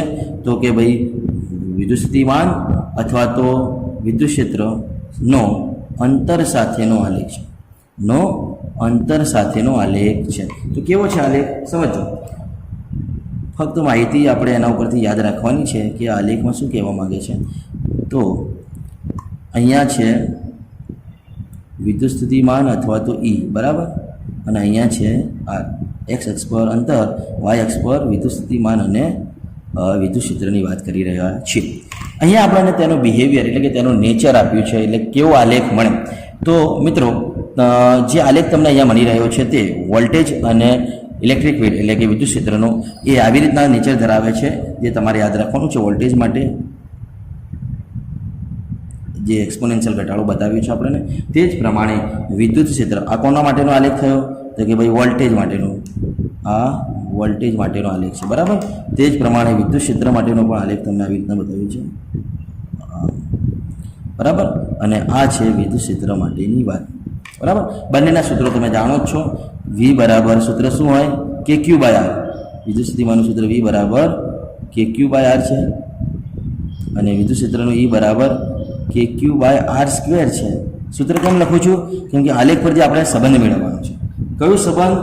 તો આલેખ એવું કહેવા માંગે છે કે વોલ્ટેજ એટલે કે વિદ્યુત સ્થિતિમાન અને E એટલે કે વિદ્યુત ક્ષેત્ર અંતર સાથે કેવી રીતના બદલાય છે. તો વિદ્યુત સ્થિતિમાન છે V ઇઝ પ્રપોઝનલ ટુ શું મળશે આ સંબંધ પરથી? 1/R મુજબ બદલાય છે, જ્યારે વિદ્યુત ક્ષેત્ર E ઇઝ પ્રપોઝનલ ટુ KQ/R² છે ને, એ 1/R² મુજબ બદલાય છે. એટલે આ પણ તમને MCQમાં પૂછાઈ શકે છે કે નીચેનામાંથી કયો સંબંધ સાચો છે? તો વોલ્ટેજ માટે એટલે કે વિદ્યુત સ્થિતિમાન માટે V ઇઝ પ્રપોઝનલ ટુ 1/R અને વિદ્યુત ક્ષેત્ર માટે E ઇઝ પ્રપોઝનલ ટુ 1/R². બરાબર. એટલે આલેખ આપણને વિદ્યુત સ્થિતિમાન અને વિદ્યુત ક્ષેત્રનું અંતર સાથે થતો ફેરફાર એટલે કે ઘટાડો કેવી રીતે થાય છે એના માટેનો કયો સંબંધ છે તે સૂચવે છે. એટલે આપણે આટલી વસ્તુઓને અહીંયા યાદ રાખીશું. આજના લેક્ચરમાં આપણે આટલા સુધી રાખીએ છીએ. હવે નેક્સ્ટ આગળના લેક્ચરમાં લેક્ચર નંબર 2માં નેક્સ્ટ થિયરી ચર્ચા કરીશું. આટલા સુધી લખી લેજો નોટબુકમાં.